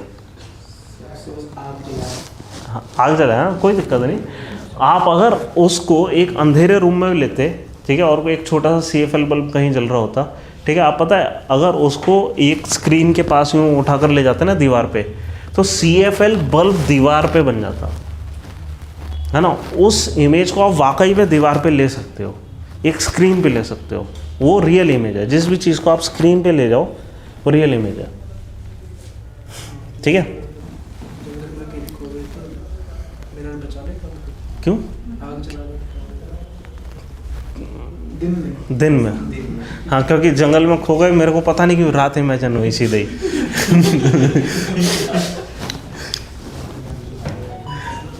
हाँ तो चलो, तो इन्फिनिटी का क्या है, यहाँ पर बनेगी इमेज। ठीक है, अगर इन्फिनिटी पे नहीं है तो कहाँ पर इमेज बनेगी, तो एक डायग्राम बना देते हैं।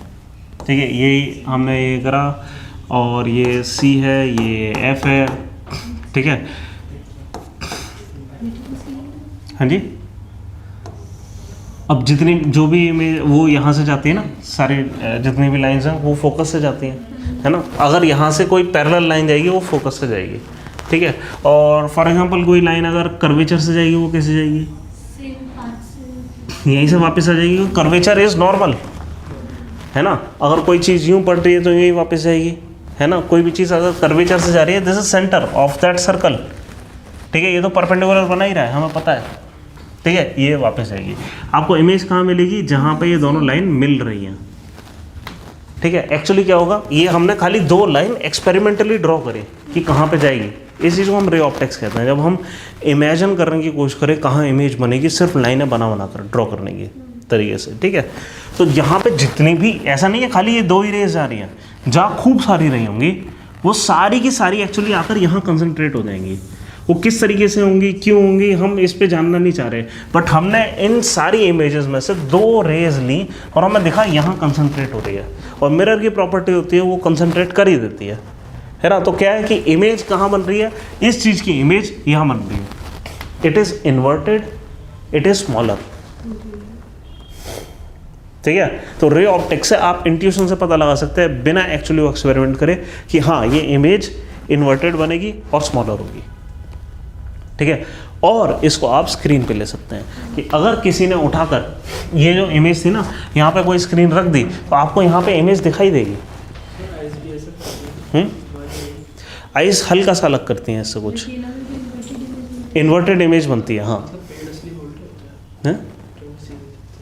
नहीं, पेड़ सीधे ही होते हैं, रेटिना पे उल्टे रजिस्टर होते हैं, बट न्यूरॉन हमारे दिमाग में वापस सीधा कर देते हैं उसको, तो पेड़ सीधे ही होते हैं, है ना। वो न्यूरॉन्स कुछ रूट्स ऊपर होती वैसे टैग के लिए रूट्स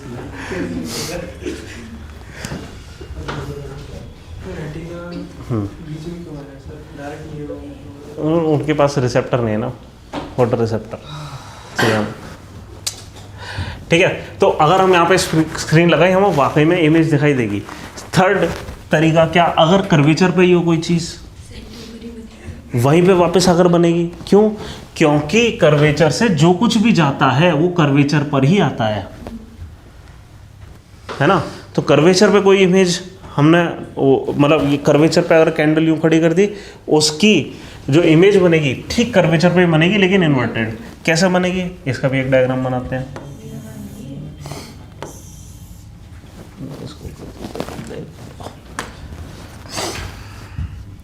ये मान लो कर्वेचर है यहाँ पर और यहाँ पे एफ है, ठीक है। अब जो भी पैरेलल जाती है इमेज वो फोकस से होते हुए चली जाती है, जो भी फोकस से होते हुए जाती है वो एकदम पैरेलल जाती है। ऐसे कुछ होता है। ये थोड़ा सा लाइन टेढ़ी हो गई, इसको सीधे बनाते हैं एकदम, ठीक है ठीक है। और जिस साइज़ का हमारा वो था क्या कहते हैं ऑब्जेक्ट, उसी साइज़ की इमेज बनेगी लेकिन इन्वर्टेड। क्यों? ज्योमेट्रिकली सारे ट्रायंगल एकदम सिमिलर टाइप के, ठीक है। ये हो गया। अगर हमने इन दोनों के बीच में जो करा है वो एग्जैक्टली उल्टा हो जाएगा। इसी डायग्राम को उल्टा कर दो कि यहाँ पे कोई चीज़ हमने लगाई है, उसके अपोजिट डायरेक्शन में पीछे बनेगी, ठीक है। तो इनलार्ज्ड होगी एंड इन्वर्टेड होगी, ठीक है। अगर कोई चीज़ फोकस पे रखी है, जैसे कोई इन्फिनिटी पे रखी थी वो तो फोकस में इमेज बन गई, जिसको हमने फोकस पे रखा है उसकी इन्फिनिटी पे बनेगी। यहाँ कोई बंदा अगर यूँ खड़ा हो गया, उसे क्या दिखाई देगा? उसे ये दिखाई देगा, यहाँ पे मान लो एक कैंडल है, उसे कैंडल नहीं दिखाई देगी, पूरे उस पे क्या कहते हैं पूरे मिरर पे एक येलो लाइट दिखाई दे रही होगी। मतलब क्या है, वो सारी चीज़ यूँ पैरेलल जा रही हैं। आप समझ रहे हो? हाँ, मतलब रियल इमेज है लेकिन इन्फिनिटी। कहीं पे भी आप चले जाओ आपको पूरा कैंडल कहीं पे भी दिखाई देगा, ठीक है।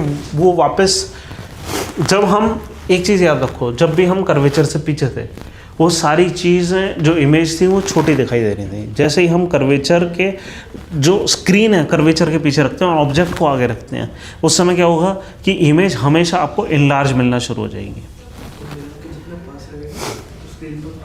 उतना इनलार्ज दिखाई देगी, है ना। माइक्रोस्कोप यही काम कर रहा है कि हमने एक करीब कोई इमेज रख दी, ठीक है, और वो क्या है, और वो हमने कहाँ रखी होगी, वो हमने इसके इस डायरेक्शन में रखी है कहीं ना कहीं इमेज, ठीक है। ये खैर मिरर है, हम माइक्रोस्कोप मिरर की मदद से भी बना सकते हैं, वैसे हम लेंस से बनाते हैं क्यों, हम थ्रू पास कर लेते हैं, ठीक है।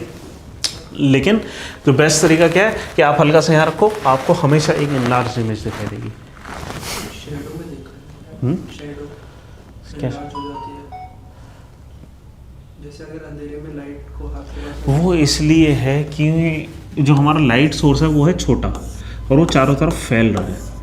सन से जो शैडो बनेगी वो कभी इनलार्ज नहीं होगा, एग्जैक्टली सेम साइज के होगा जो आप हैं, है ना। एक इनफैक्ट इससे सीसेट का एक क्वेश्चन भी आता है, बड़ा फेमस क्वेश्चन है। क्या कि सवाल ऐसा था कि मान लो सनरेज हैं आ रही हैं और एक पोल है जो 3 मीटर का है और 6 मीटर की ये बना रहा है शैडो, ठीक है। ये कभी अगर करके देखना, ठीक है। और एक और पोल है, हाँ ट्रिग्नोमेट्री जैसा है, कि ये 2 मीटर की तो यहाँ पे कुछ बना रहा है, ठीक है, और यहाँ से 6 मीटर दूर है। आप बताओ कि टोटल हाइट कितनी होगी पोल की, ठीक है। हाँ वही है कि क्या है कि ये अब इस तरीके से है कि इस तरह मानना इसकी शेडो जो है वो उतनी बनेगी। अगर ये 6 मीटर की शेडो है, ये भी 6 मीटर की शेडो है, तो ज़रूर ये 3 मीटर तो इतना होगा। और जो ऊपर का है वो 2 मीटर, वो एग्जैक्टली 2 मीटर यहाँ आएगा, क्योंकि सन हमेशा पैरेलल कुछ बनाता है। तो इस पोल की हाइट कितनी होगी? 3 + 2 है। हाँ सामने दीवार खड़ी है, वो कह रहे हैं कि दीवार पे 2 मीटर की शेडो बन रही है, कुछ शेडो ज़मीन पे बन रही है, कुछ उस पर, है ना। इस प्रॉपर्टी से एक सीसेट का सवाल भी होता है हमारा।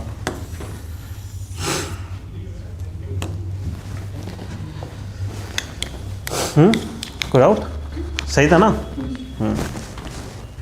अच्छा हाँ, अब हमारे पास एक सिनेरियो रह गया क्या कि अगर हम ज़्यादा तेज़ा निकले और हमने इसको और करीब कर दिया, यूं एकदम यूं ले जाकर देखने, यूं कान आँख पे ही लगा दिया पूरा, अब दिखाओ तुम क्या बनाओगे, ठीक है? हैं? हाँ जो भी, मतलब एकदम यूं घुसा दिया, ठीक है? अब क्या होगा, अब करने की कोशिश करते हैं, कोई भी चीज़ पैरेलल जाती है तो वो क्या है, फोकस से जाती है, ठीक है? और कोई भी चीज़, अब हम क्या कर रहे हैं, टेंडेंसी, मान लो इस डायरेक्शन में कोई चीज़ आई तो वो डायरेक्टली इस डायरेक्शन में चली जाएगी। सर इसको डायरेक्ट मिरर से भी पास करा सकते हैं, मिरर से, एंगल है एंगल है। हाँ ये भी कर सकते हैं कि हम यहाँ से भी पास करा दें, ठीक है? But you get the point, क्या हो रहा है, angle I is equal to angle R, है ना? उस तरीके से हमने करा दिया। एक हम ये भी कर सकते हैं कि कर्वेचर से डायरेक्ट कर दो तो नॉर्मल है जैसे वो चली जाएगी, एक पैरेलल कर दिया वो फोकस से चली जाएगी, हैं? पैरेलल नहीं आ रहा। अब हो क्या रहा है कि आपको 3 इमेज, इससे ये दिखाई दे रहा है ये सब कुछ फैल रहा है, ठीक है? इमेज कहाँ मिलती है? इमेज वहाँ बनती है जहाँ पे सारी लाइन्स मीट कर रही हैं, where they tend to meet, where they actually tend to meet is behind the mirror somewhere. तो हाँ, कुछ मिरर्स होते हैं, उनके आगे खड़े हो जाते हैं, ये शेप आती है, कोई छोटा दिखता है, कोई बहुत लंबा दिखता है। हाँ तो ये उसी टाइप के मिरर है कि हमें हो क्या रहा है कि हमें यहाँ पे बंदा बहुत बड़ा दिखाई देगा, मिरर से भी बाहर चले जाएंगे। हाँ मतलब यहाँ पे ऑब्जेक्ट है और आप यहाँ पे यूँ खड़े होकर देखोगे ना कि बंदा कैसा दिखाई दे रहा है ना? हमें दिखाई देगा मिरर के अंदर वो इतना बड़ा दिखाई दे रहा है और वहाँ पीछे दिखाई दे रहा है। हाँ समझ रहे? ऐसी इमेज बनेगी, ठीक है? समझा? कोई डाउट? पक्का? ऐसे कैसे क्लास टेस्ट में पढ़ा था। हैं? ये इन्वर्टेड नहीं है, ये इन्वर्टेड नहीं है, ये उसी शेप की है, ठीक है? लेकिन दूर है, लेकिन बड़ी है ना? दूर है, बड़ी है, लेकिन इन्वर्टेड नहीं है। ये कैसे पता लगा इन्वर्टेड नहीं है? जिस डायरेक्शन में आपकी ऑब्जेक्ट है उसी डायरेक्शन में एरो आ रहा है, वो इन्वर्टेड नहीं होती है ना? इन्वर्टेड क्या है कि उल्टा आ गया हमें किसी वजह से, कहीं पे भी, ज़्यादातर जगह पे इन्वर्टेड है, ठीक है? यहाँ पे हमारे पास एक, इस वाले टाइप के मिरर में हमारे पास 2 ही केस बनते हैं। 2 केस क्यों बन रहे हैं? यहाँ पे हम ऑब्जेक्ट कहाँ रख सकते हैं, यहीं कहीं रख सकते हैं, है ना? और वो ये वाले जितने भी पॉसिबिलिटीज़ हैं कि C, F, वो सब तो मिरर के पीछे है, हमें कोई मतलब ही नहीं उस चीज़ से। हम क्या रख सकते हैं, या तो इन्फिनिटी पे रख सकते हैं या इन्फिनिटी के अलावा कहीं रख सकते हैं। तो इन्फिनिटी के अलावा जब हम कहीं रखेंगे तो इस तरीके से हम बना लेते हैं कि हमने मान लो यहाँ रखी, अब यहाँ पे वही सेम चीज़ है कि जो पैरेलल जाएगी it would tend to pass through the focus, और जो कर्वेचर के थ्रू जाने की कोशिश करेगी, है ना, it would tend to pass, ऐसी i is equal to r type से हो जाएगी, वो नॉर्मली चली जाएगी, और ऐसे जो यहाँ से जा रही होगी आई इज इक्वल टू आर हो जाएगी। हाँ तो हो क्या रहा है कि सब कुछ इस tending to pass through this point, ऐसा कुछ है ना? तो क्या है कि जो इमेज है वो हो गई छोटी इस बार, है ना? तो और वर्चुअल क्यों? उसके पीछे बन रही है। तो यहाँ पे दोनों ही इमेज, चाहे उस केस में हो या इस केस में, दोनों ही इमेज वर्चुअल बन रही हैं और मिरर के पीछे बन रही है, ठीक है ना? बस सिंपल। ये तो हो गया हमारा रिफ्लेक्शन। अब करते हैं रिफ्रैक्शन।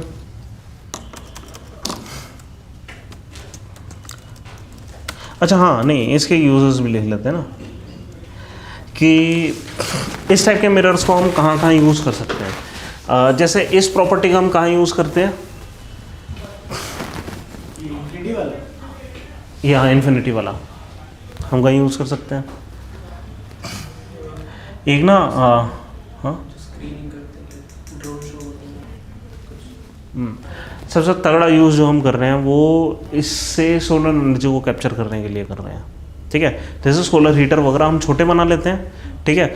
और सोलर एनर्जी को कैप्चर करने के 2 तरीके हैं हमारे पास। एक तो फोटोवोल्टेइक सेल होता ही है, ठीक है? हम देखेंगे वो जब हम LED वगैरह देखेंगे ना, तब देखेंगे कि किस तरीके से वो कैप्चर कर रहे हैं। दूसरा तरीका ये है कि हमने सारी लाइट को कैप्चर करा के यहाँ पे कुछ रख दिया जिसको सुपर हीट कर दिया। हम क्या कर रहे हैं, हम एक्चुअली मोल्टन सॉल्ट को यूज़ करते हैं ये काम करने के लिए, ठीक है। रिसेंट टाइम्स में हमने क्या करना शुरू करा है कि यहाँ पे ना मोल्टन सॉल्ट की मदद से ये सारा काम करना शुरू करा है। मोल्टन सॉल्ट क्या करता है कि अच्छी बात क्या है कि मोल्टन सॉल्ट की कि बहुत टाइम तक वो हीटेड रहता है। हमने देखा सोलर पावर की सबसे बड़ी खामी क्या है, रात को नहीं चलती, सबसे बड़ी खामी है, ठीक है। इसकी वजह से होता क्या है कि अगर हमने सिर्फ और सिर्फ सोलर पावर पर रिलाय हुए तो पूरी रात अंधेरे में बीतेगी हमारी, वो हम काम नहीं कर सकते। तो बेटर तरीका क्या है कि हम किसी तरीके से हीट को स्टोर करके रख लें, और मोल्टन सॉल्ट सबसे बढ़िया तरीका है कि सॉल्ट को आप पिघला दो, और वो है इंसुलेटर, ठीक है। वो आसानी से हीट देगा नहीं, डिसिपेट नहीं होगी, ठीक है। उसको पिघलाओ, ठीक है, और इस यहाँ से पानी की ट्यूब पास करो, ठीक है। पानी गर्म होगा, वहाँ से एक स्टीम टरबाइन चला दो, समझे। बड़ा आसान तरीका है कि सॉल्ट को गर्म करा और वो दिन से लेकर रात तक आप उससे टरबाइन चलाते रहो, ठीक है। तो ये एक तरीका है जिस तरीके से आजकल हम सोलर लेने की कोशिश करते हैं, ठीक है। ये थर्मल सोलर पावर कहते हैं इसको, ऑब्वियसली, है ना। सारी थर्मल सोलर पावर मिरर्स का यूज़ करती हैं किसी न किसी तरीके से, ठीक है। तो यहाँ पे यूज़ हो रहा है। फिर रिफ्लेक्टिंग टेलीस्कोप में यूज़ होता है, ठीक है। रिफ्लेक्टिंग टेलीस्कोप जनरली हम पैराबोलिक टेलीस्कोप्स यूज़ करते हैं। रिफ्लेक्टिंग वो क्या होता है कि हमें देखो इनलार्ज करनी है इमेज को किसी तरीके से। यहाँ पे कोई तरीका मिल रहा है आपको इनलार्ज करने का? क्या फोकस के लिए हमने अगर यहाँ पे रख दी कोई इमेज, उसको हमने बड़ा कर दिया, है ना। एक और काम हम कर सकते, अब काम हम करते क्या, हाँ क्या, वाले भी जो लास्ट वाला हाँ, लेकिन एक्चुअली हमारे पास जो इमेज है वो है इन्फिनिटी पे, है ना। इस चीज़ का हमें ध्यान देना पड़ेगा। तो हम करते क्या है कि हम एक्चुअली 2-3 चीज़ों को यूज़ करते हैं। हम पहले तो इन्फिनिटी, हम तो जो वो आई है हमारे पास लाइट, उसको पहले यहाँ फोकस कराते हैं, फिर यहाँ पे एक और लेंस का यूज़ करते हैं उसको इनलार्ज करने के लिए, ठीक है। उससे हमें इमेज मिलती है किसी चीज़ की, ठीक है। तो हम रिफ्लेक्टिंग टेलीस्कोप का यूज़ कर सकते हैं। और यहाँ पे जितने भी टेलीस्कोप हमें यूज़ कर रहे हैं, हम कभी भी स्फेरिकल यूज़ नहीं कर पाएंगे। हम कौन से पैराबोलिक मिरर यूज़ करते हैं, ठीक है। इंडिया में एक रिफ्लेक्टिंग मिरर टेलीस्कोप है जो बहुत इंपॉर्टेंट है, जो कि मर्क्यूरी का यूज़ करता है रिफ्लेक्शन के लिए, ठीक है। अब पैराबोलिक मिरर्स बनाना थोड़ा सा डिफ़िकल्ट काम है, तो हम क्या करते हैं, बहुत आसान तरीका है पैराबोला बनाने का, क्या कि एक यूटेंसिल लिया, ठीक है, इसके अंदर लिक्विड डाला और इसको स्पिन करना शुरू कर दिया, ठीक है। तो ऑटोमेटिकली एक पैराबोलिक शेप ये गेन कर लेगा, लिक्विड, ठीक है। तो इस तरीके से हम एक पैराबोलिक मिरर यूज़ कर रहे हैं। आई थिंक ये देव स्थल पे यूज़ कर रहे हैं हमारे टेलीस्कोप्स,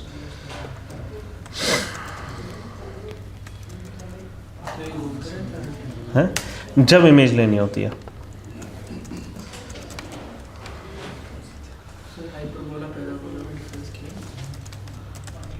एक सेकंड बताते हैं, मेरे पास लिखा क्यों नहीं है मर्क्यूरी टेलीस्कोप।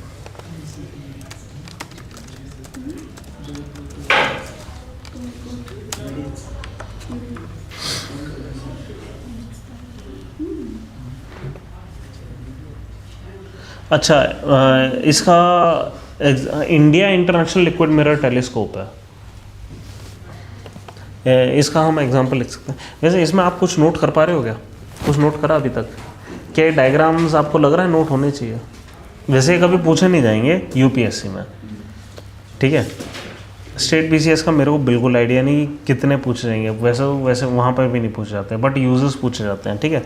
तो यूजेस आप लिख लो, चलो यूज लिख लो कि पहला हमने ये सोलर थर्मल पावर में यूज़ करते हैं, ठीक है। फिर दूसरा टेलीस्कोप्स में यूज़ कर रहे हैं, हाँ हाँ, मिरर्स को यूज़ कर रहे हैं हम, कॉनकेव मिरर्स को यूज़ कर रहे हैं हम। इसमें सर सोलर में सोलर थर्मल पावर एक यूज़ है, ठीक है। दूसरा टेलीस्कोप है, इसमें एक एग्जांपल लिख लो, international liquid mirror telescope Uttarakhand, international liquid mirror telescope ILMT, ये वही घुमा के वाला, ये वाला लिक्विड मिरर टेलीस्कोप हम मर्क्यूरी का यूज़ करते हैं।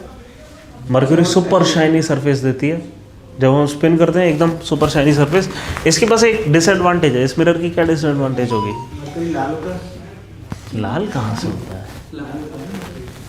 थर्मोमीटर में लाल लाल कहाँ होता है? थर्मोमीटर में होता है तो लाल तो क्या है? लाल टाइप की ट्यूब उसमें डाला जाता है, हो तो सिल्वर है सिल्वर होती है। और क्या।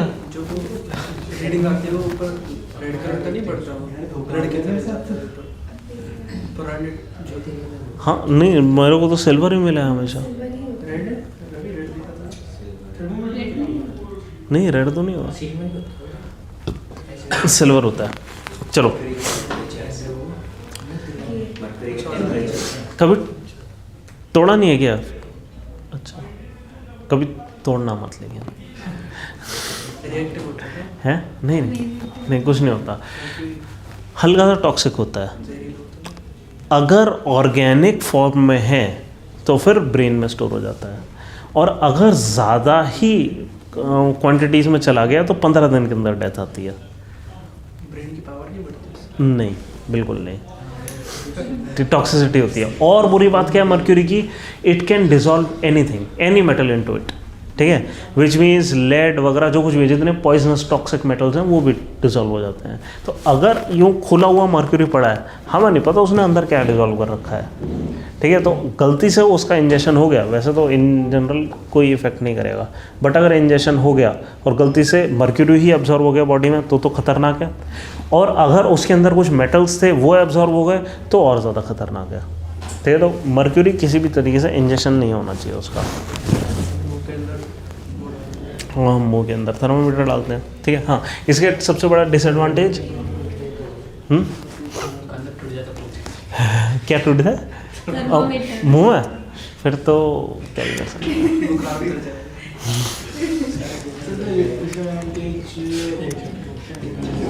वो एनर्जी लगेगी घुमाने के लिए।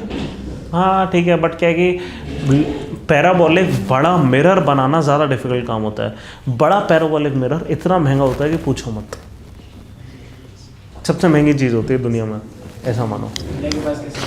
तो हमने क्या करा है, हमने तो ट्रिक यूज़ कर ली कि घुमा दिया मर्क्यूरी को, लो बन गया, ठीक है। और फोकल लेंथ एडजस्ट करने के लिए हमें करना क्या, हम पूरी इसकी फोकल लेंथ एडजस्ट कर सकते हैं। क्या, तेज़ घुमाओ तो ज़्यादा बड़ा पैराबोला बनेगा, धीरे घुमाओ तो कम कर्वेचर का पैराबोला बनेगा। सारी एडवांटेज है सिवाय एक चीज़ के, घूमते घूमते किसी को ऊपर करेगा। नहीं इतना ही घुमाते हैं कि गिरे नहीं। हाँ मतलब वॉशिंग मशीन ज़्यादा दूर थोड़ी नहीं है, देख सकता। हैं? ज़्यादा दूर नहीं देख सकता। नहीं कितना भी दूर देख सकता है, फिर क्या डिसएडवांटेज? इसको हम घुमा नहीं सकते। सन जहाँ मतलब हमारा अर्थ जहाँ जा रहा है हम ऊपर ही देखेंगे, सिर्फ एक पैच ऑफ स्काई फिक्स जहाँ, तो मतलब हम क्या देख सकते हैं इसकी मदद से कि हमारी जो अर्थ है, एक तो मैंने इसको भर दिया यार कुछ ज़्यादा ही, है ना। हमारी जो अर्थ है, हम क्या है कि हम सिर्फ और सिर्फ क्या देख सकते हैं कि, और हमेशा ऐसे ही टिल्ट रहती है ना। हम क्या देख सकते हैं, ये इलाके से लेकर ये इलाके तक, यहाँ पर बस इतना, ये पूरा इलाका बस इतना देख सकते हैं, है ना। विच इज़ पूरा हमारे पूरे नाइट स्काई का 1% भी नहीं देख सकते, एक ये देख सकते हैं बस बैंड, तो एक जगह 50% नहीं हुआ? हैं। 50% नहीं हो गया? 50% कैसे हुआ? ये तो सिर्फ एक बैंड देख रहे हैं ना हम, ये एक बैंड देख रहे हैं, तो ये ऊपर का पूरा नहीं देख पाए, नीचे का पूरा नहीं देख पाए, कुछ देखें। जो पैरेलल है इसीलिए। हाँ मतलब पैरेलल मतलब सीधे ऊपर से यूँ आ रही है ना, मतलब आ तो ऐसे भी नहीं है, पर हम इस डायरेक्शन में उस टेलीस्कोप को कर कहाँ पा रहे हैं। ऐसे कैप्चर ही उसमें करेंगे। हम बहुत हल्का फुल्का इसको टिल्ट कर सकते हैं, ठीक है, बट ये है कि इससे ग्रेविटी का असर पड़ेगा, ये बीच में आने की कोशिश करेगा, ठीक है। हम मतलब ये भी कर सकते हैं कि इस ट्यूब को यूँ घुमाएं। अगर हमने पानी अगर ये होता और उस ट्यूब को घुमा रहे होते तो पानी तो इस डायरेक्शन में आ जाता। हल्का है, ये 13 गुना ज़्यादा डेंस है, इसलिए इसको बहुत ज़्यादा नहीं घुमा सकते, थोड़ा बहुत प्ले कर सकते हैं इसको, और ज़्यादा नहीं कर सकते, ठीक है। कैसे डायरेक्शन में लगा दो, डायरेक्शन में लगाना है, कई सारे डायरेक्शन में अलग अलग टेलीस्कोप लगा दो, उनको घुमा दो। इन्हें बहुत सारे टेलीस्कोप का यूज़ करना पड़ेगा। अच्छा नहीं, फिर तो हमारे पास इतने सारे किस्म के टेलीस्कोप हैं, स्पेस में क्यों ना रखना है, और ज़्यादा बेटर है। वैक्यूम में हमारे यहाँ इतना एटमॉस्फेयर से लाइट आएगी, डिस्टॉर्ट होगी, ठीक है। अच्छा हाँ, फिर इसके अलावा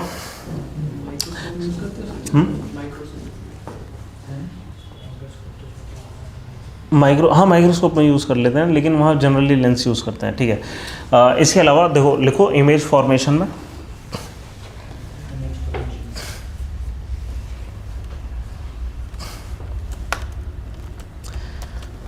इमेज फॉर्मेशन क्या कि देखो हमारी आंखें तो क्या है कि वर्चुअल इमेज को देख पाती हैं, है ना, लेकिन अगर वही चीज़ हमें किसी और को दिखानी है, भाई हम जो देख पा रहे हैं किसी और को दिखा सकते हैं क्या? हमें ड्रॉ ही करना पड़ेगा, ये तो है नहीं उसका कैप्चर लेकर हम किसी को दिखा दें।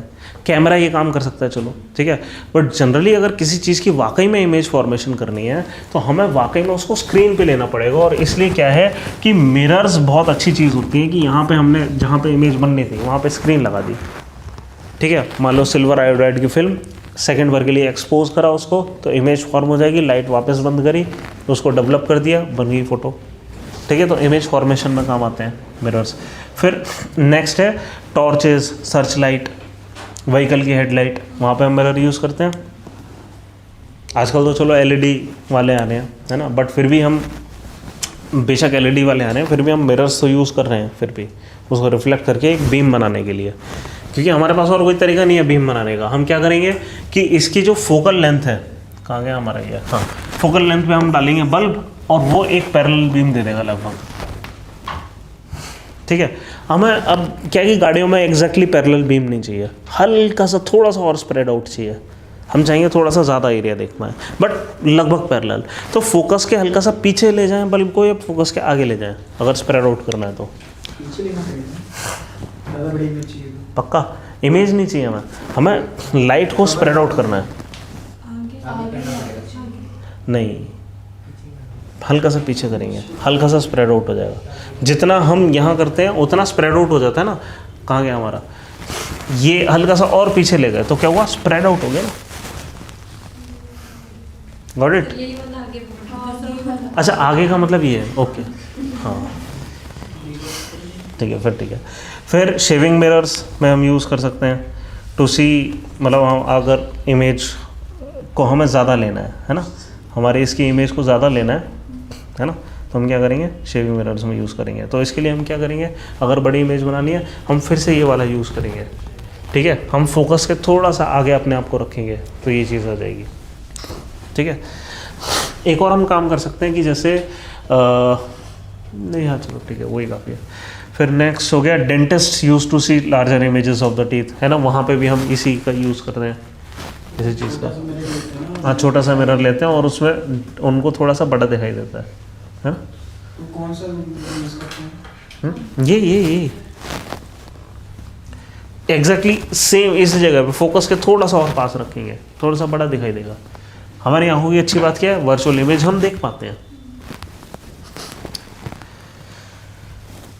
ठीक है। फिर सोलर फर्नेस हो गया, रिफ्लेक्टिंग टेलीस्कोप हो गया, बस इतना ही काफ़ी है। फिर कॉन्वेक्स मिरर का जनरली हमें जब बहुत ज़्यादा चीज़ों को देखना होता है, ठीक है, बहुत सारी चीज़ों से हिंट चाहिए होती है, तो हम क्या यूज़ कर रहे हैं कि हमें जनरली कॉन्वेक्स मिरर चाहिए, ठीक है।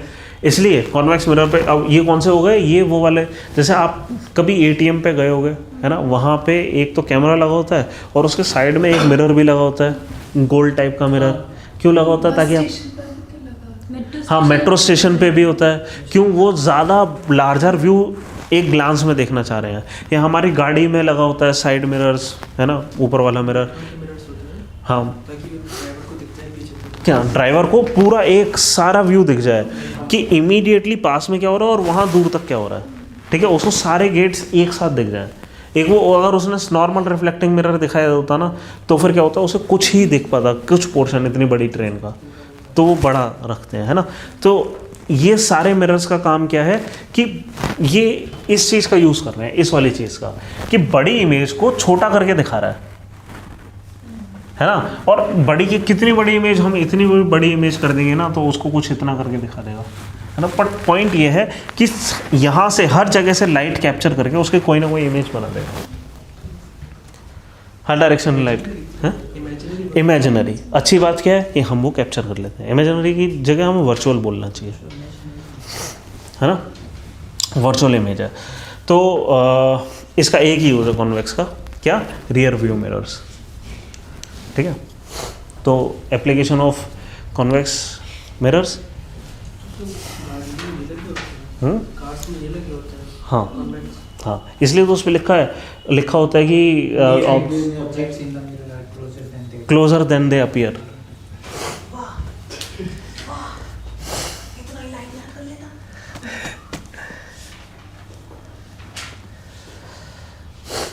ठीक है, तो रियर व्यू मिरर्स के लिए हम यूज़ करते हैं, ठीक है। They give a wider view, wider field view, yes. Next आते हैं रिफ्रैक्शन।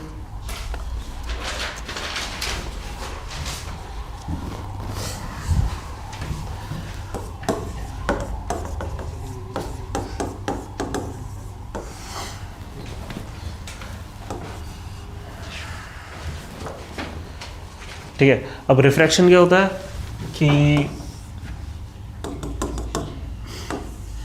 कि लाइट आई और वो बेंट हो गई, ठीक है, जो कि हम जानते हैं कि भाई पानी के अंदर चीज़ें बेंट दिखाई देती हैं, ठीक है।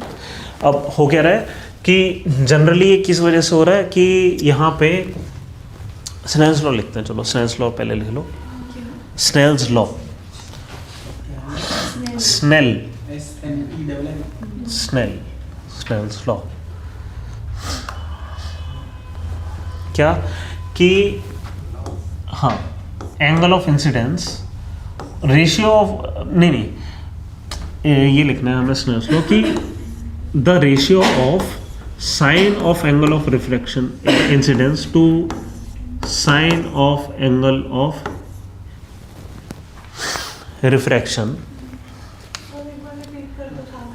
the ratio of sine of angle of incidence, SIN, sine, trigonometric function, sine of angle of incidence to sine of angle of refraction, यहाँ पे रिफ्लेक्शन की जगह रिफ्रैक्शन बोल रहे हैं हम, ठीक है, is always constant, हाँ, for two mediums, हाँ, टू मीडियम मतलब हम वाटर, एयर, ऑयल, वाटर, है ना, उन हर दो लिक्विड के बीच में उन्होंने खूब सारे एक्सपेरिमेंट करे और चेक करा कि अगर हम यहाँ पे कोई और एंगल ले ले रहे हैं, ये है ना, तो I2 ले लें तो आपको R2 मिलेगा कोई, ये होगा कि अगर यहाँ पे अब ये जो नया हमें नई इंसिडेंस हमने डाली है, इसके भी साइन का जब हम रेशियो लेंगे वो भी उतना ही आएगा, ठीक है। हमने जब भी इसको जितना भी बेंड कर दिया, जो भी एंगल ऑफ इंसिडेंस बन रहा है उसका रिफ्रैक्शन का कुछ एंगल बनेगा, उन दोनों के साइन का रेशियो हमेशा एक कांस्टेंट आ रहा है। आप समझ रहे हैं, हमने रिफ्लेक्शन में क्या देखा, ये भी रेशियो कांस्टेंट था, क्या वो इसलिए कांस्टेंट था क्योंकि एंगल बिल्कुल ही चेंज नहीं हो रहा, वो I = R था। अब उसका sine I divide by sine R कर लो, वो तो हमेशा ही कांस्टेंट आएगा। प्लस यहाँ पे एक ही मीडियम इन्वॉल्व था तो कोई दिक्कत ही नहीं थी, यहाँ पे दो मीडियम इन्वॉल्व है ना, तो इसलिए हल्की सी दिक्कत आती है हमें, बट एनीवे। और एक ये दो लॉज ऑफ रिफ्रैक्शन है एक्चुअली, है ना, एक तो है स्नेल्स लॉ और सेकंड लॉ लिखो, इसका कोई नाम नहीं है एज सच। सेकंड लॉ क्या है कि वही कि angle of incidence, angle of refraction, normal, all lie in the same plane. Incidence, refraction and normal हाँ, lies on the same plane. Yes.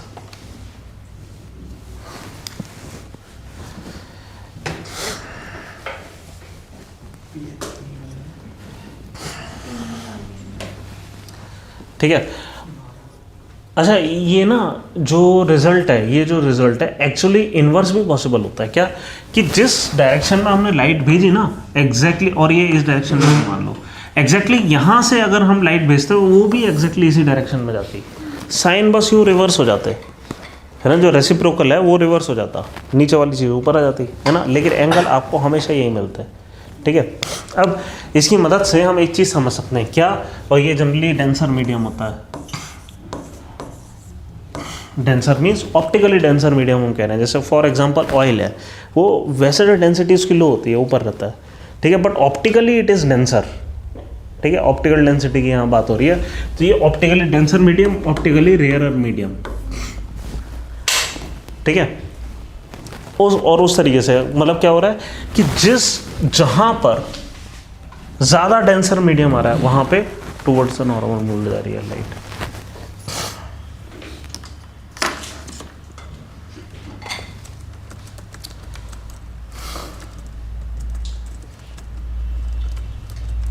ज़्यादा डेंस होगी तो ज़्यादा क्लियर होगी। हाँ,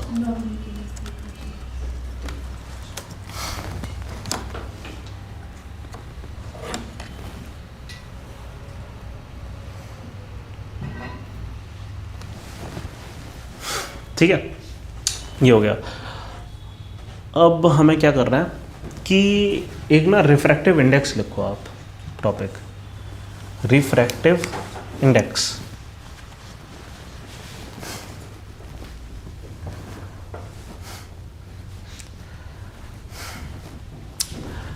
और रिफ्रैक्टिव इंडेक्स पे जाने से पहले हमें ये देखना पड़ेगा कि ऐसा हो क्यों रहा है। इसकी एक्सप्लेनेशन कुछ लोगों ने दी, ठीक है, कि ऐसा हो क्यों रहा है कि ये स्नेल्स लॉ एग्जिस्ट कर रहा है, कि ऐसा क्यों हो रहा है कि जो लाइट है वो बेंड कर जा रही है। हाँ, तो ऐसा सोचो, ये वेव फ्रंट आया, ठीक है, इस तरीके से लाइट आ रही है,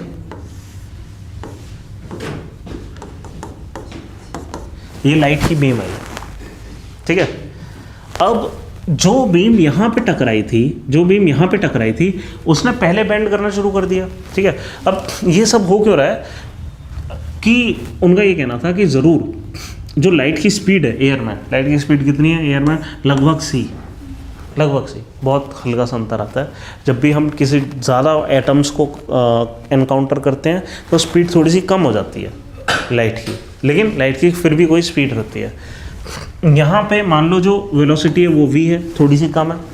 अब जब ये जो वेव फ्रंट है ये थोड़ा सा धीरे चलना शुरू करेंगे ना, मान लो ये वाला जो वेव फ्रंट है वो हल्का सा यूँ बनेगा, क्यों, लाइट जितना यहाँ पे चलेगी उससे कम यहाँ पर चलेगी। आप समझ रहे हैं क्या हो रहा है, यहाँ पे लाइट चल रही है तेज इस मीडियम में चल रही है धीरे, ठीक है। तो यहाँ पे जितना चलेगी, मान लो इतना लाइट यहाँ पे चल रही, उससे कम चलेगी यहाँ पर डिस्टेंस, ठीक है। तो यहाँ पे ये जितना चल रही उससे कम यहाँ पर चलेगी, तो वही जो चीज़ें हैं वो थोड़ी सी छोटी बन रही हैं, और इस वजह से ये लाइट जो है वो बेंड हो रही है। सबसे ज़्यादा डेंस कुछ मीडियम में रहती है, जैसे ब्लैक होल तो लाइट फंस जाएगी। क्या कहाँ है ब्लैक होल में ट्रेवलिंग उसको, इससे हम वो उससे करेंगे नहीं, वो अलग ही चीज़ हो रही है। Light as an energy packet अपने आप में कुछ मास लेकर चल रही है, ठीक है। वो इतना डेंस है ब्लैक होल कि वो तो अट्रैक्ट हो जा रही है। अभी हम जब देखेंगे ना वो क्वांटम फिजिक्स देखेंगे, हम दोनों तरीके से कंसिडर कर सकते हैं, उसको पार्टिकल की तरह भी कंसिडर कर सकते हैं और प्योरली वेव की तरह भी कंसिडर कर सकते हैं, ठीक है। तो ये हो क्या रहा है कि मतलब हम समझ आ रहा है क्या हो रहा है कि जो ऑप्टिकली रेयरर मीडियम है वहाँ पे लाइट को रेजिस्टेंस कम मिल रही है, डेंसर मीडियम में ज़्यादा मिल रही है, इसलिए the light is bending towards the normal, ठीक है। इतना समझ आया। तो रिफ्रैक्टिव इंडेक्स लिखो, it is defined as the ratio of speed of light in a medium with respect to its speed in vacuum।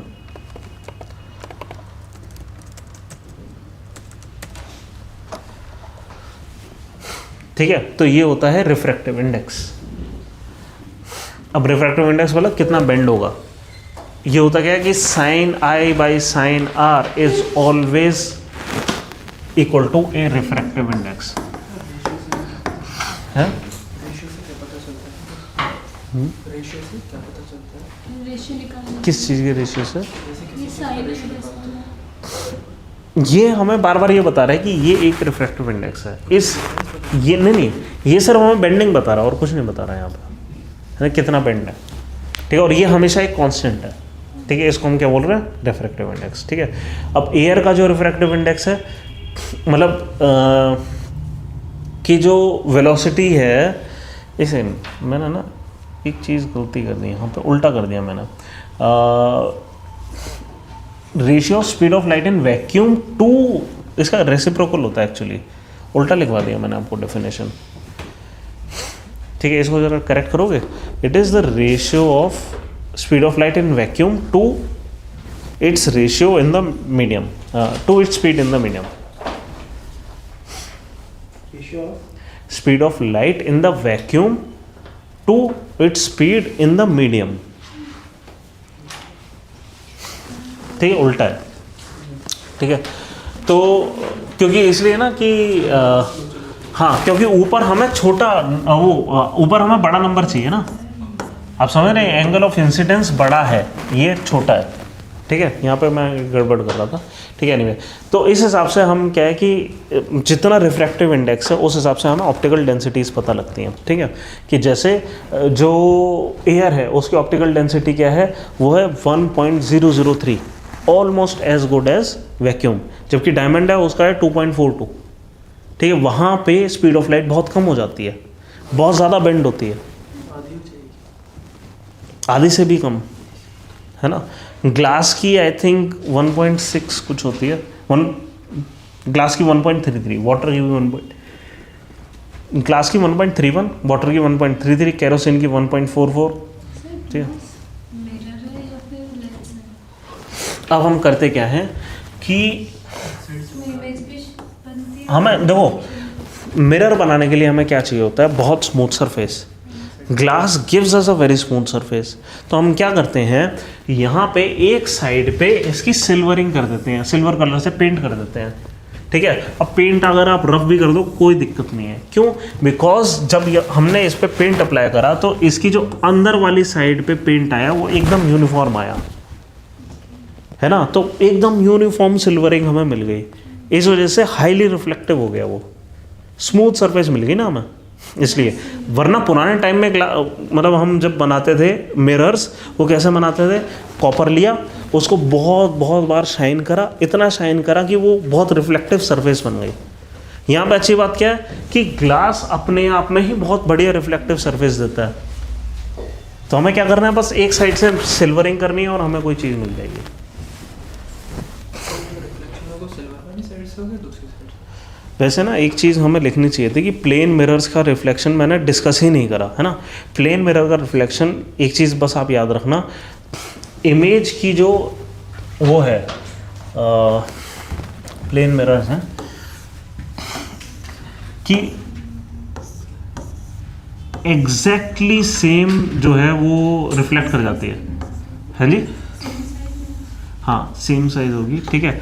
अब अगर हमें इसको वो करना है, ये जो इमेज है वो कैसी बन रही है, इसकी अगर हमें इमेज बनानी हो, ये angle I is equal to angle r, ये कहाँ पे टेंड टू मीट कर रही है? वर्चुअल इमेज है, अपोजिट डायरेक्शन में बन रही है। आप जितना दूर खड़े होगे मिरर से उतना दूर आप दिखाई दोगे मिरर के, है ना। तो मतलब क्या है, सेम डिस्टेंस में बनती है virtual image, exactly same height. Got it? हाँ हाँ, जो हम नॉर्मल मिरर यूज़ करते हैं, प्लेन मिरर्स, ठीक है, उस पर ऐसा होता है। अच्छा, यहाँ पे एक छोटा सा सवाल अक्सर पूछ लिया जाता है क्या, कि अगर आपको अपनी इमेज पूरी दिखनी है तो कितना बड़ा मिरर लगाना पड़ेगा ज़मीन से लेकर? हैं? नहीं, आधा, एग्जैक्ट आधा, ठीक है। हमें आधा चाहिए, क्यों? अब इसी को हम फिर से करते हैं कि एक मिरर है और आप इस तरीके से खड़े हैं, क्यों आधा चाहिए होता है? मिरर की आपकी आंखें, इसको थोड़ा सा बड़ा कर देते हैं, कि ये आपको पूरा दिखाई देगा और आपको ये अगर अपना फुट देखना है ना, तो angle I is equal to angle r, ये कर रहा है ना आपको, ठीक है। तो सिंप्लिसिटी के लिए करते हैं ये एक और सिंपल डायग्राम बना लेते हैं। सिंप्लिसिटी के लिए अज्यूम करते हैं कि हम मिरर गायब हो गया यहाँ से,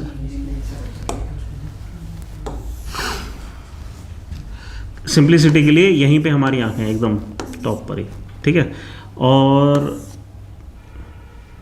हमें मिरर यूज़ करना है, ठीक है। तो ये तो यहीं तक आ गया, और अगर आपको ये फुट देखना है तो आपको क्या चाहिए, एकदम बीच में ये चाहिए ना, आपको ये फुट दिखाई दे जाएगा। तो आपको कितना मिरर चाहिए, खाली इतना मिरर चाहिए, इससे नीचे कुछ चाहिए ही नहीं। कितना मिरर चाहिए, आपके हाइट का आधा, ठीक है, बस। अच्छा, अब सवाल, एक और सवाल अक्सर जो पूछ लिया जाता है क्या, कि अगर हम मिरर से दूर जाएंगे तो हमारी इमेज का साइज छोटा होगा या बड़ा होगा? छोटा था, छोटा ही तो होता है। Are you sure? छोटी तो होती। नहीं, एकदम बराबर रहेगा। क्यों? कितना भी पीछे चले जाओ, इमेज का साइज एग्जैक्टली सेम रहेगा। इस चीज़ को कितना भी पीछे ले जाओ, ठीक है, आपको वर्चुअल इमेज उतनी ही बड़ी मिल रही है ना। यहाँ मैंने डी डिफाइन तो नहीं करा कि 1 मीटर पीछे खड़े हो, उससे इंडिपेंडेंटली इतनी ही आपको जो साइज़ है वो मिल रहा है, कोई फ़र्क नहीं, तो इमेज साइड हट जाएगी, है। अच्छा हाँ, अब सवाल एक और, क्या अगर हम वर्टिकली इन्वर्ट नहीं होते तो जो हमारे यहाँ पे चीज़ें लिखी होती हैं वो लेटरली क्यों इन्वर्ट हो जाती हैं? एक और सवाल, हम यहाँ, हम अपने आप को तो सामने ही हूँ, वर्टिकली तो हम इन्वर्ट नहीं हो रहे। दिखते हैं ना फिर हम भी उसमें हम तो उल्टे नहीं दिखते।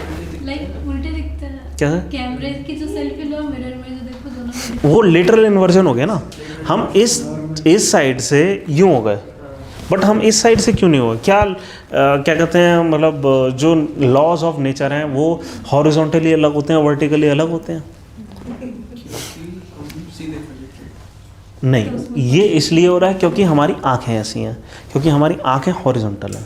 और जिनकी आंखें छोटी है, हैं तो horizontal- हॉरिजॉन्टल हैं फिर भी। अगर हम ऐसे देखें तो वर्टिकल, हाँ मतलब ठीक है, मतलब आप समझ रहे हो क्या हो रहा है कि हम एक्चुअली क्या है, पढ़ते लेफ़्ट टू राइट हैं, ठीक है, और हमें एग्जैक्टली सेम चीज़ यूँ देखा, मतलब वैसे दिखाई दे रही है कि हम लेफ़्ट वाली चीज़ लेफ़्ट में दिखाई दे रही है, राइट वाली चीज़ राइट में दिखाई दे रही है। इस वजह से अब क्या है कि वो चीज़, मतलब ऐसा हो गया कि अपसाइड डाउन क्यों नहीं दिखाई देते? हाँ जी, अपसाइड डाउन क्यों नहीं दिखाई देते, आप ये पूछ रहे हो, या फिर लेफ्ट राइट क्यों नहीं चेंज? नहीं, मैं ये कह रहा हूँ कि हमें जो पढ़ा हुआ लिखा हुआ होता है वहाँ पे, वो इन्वर्टेड क्यों दिखाई देता है?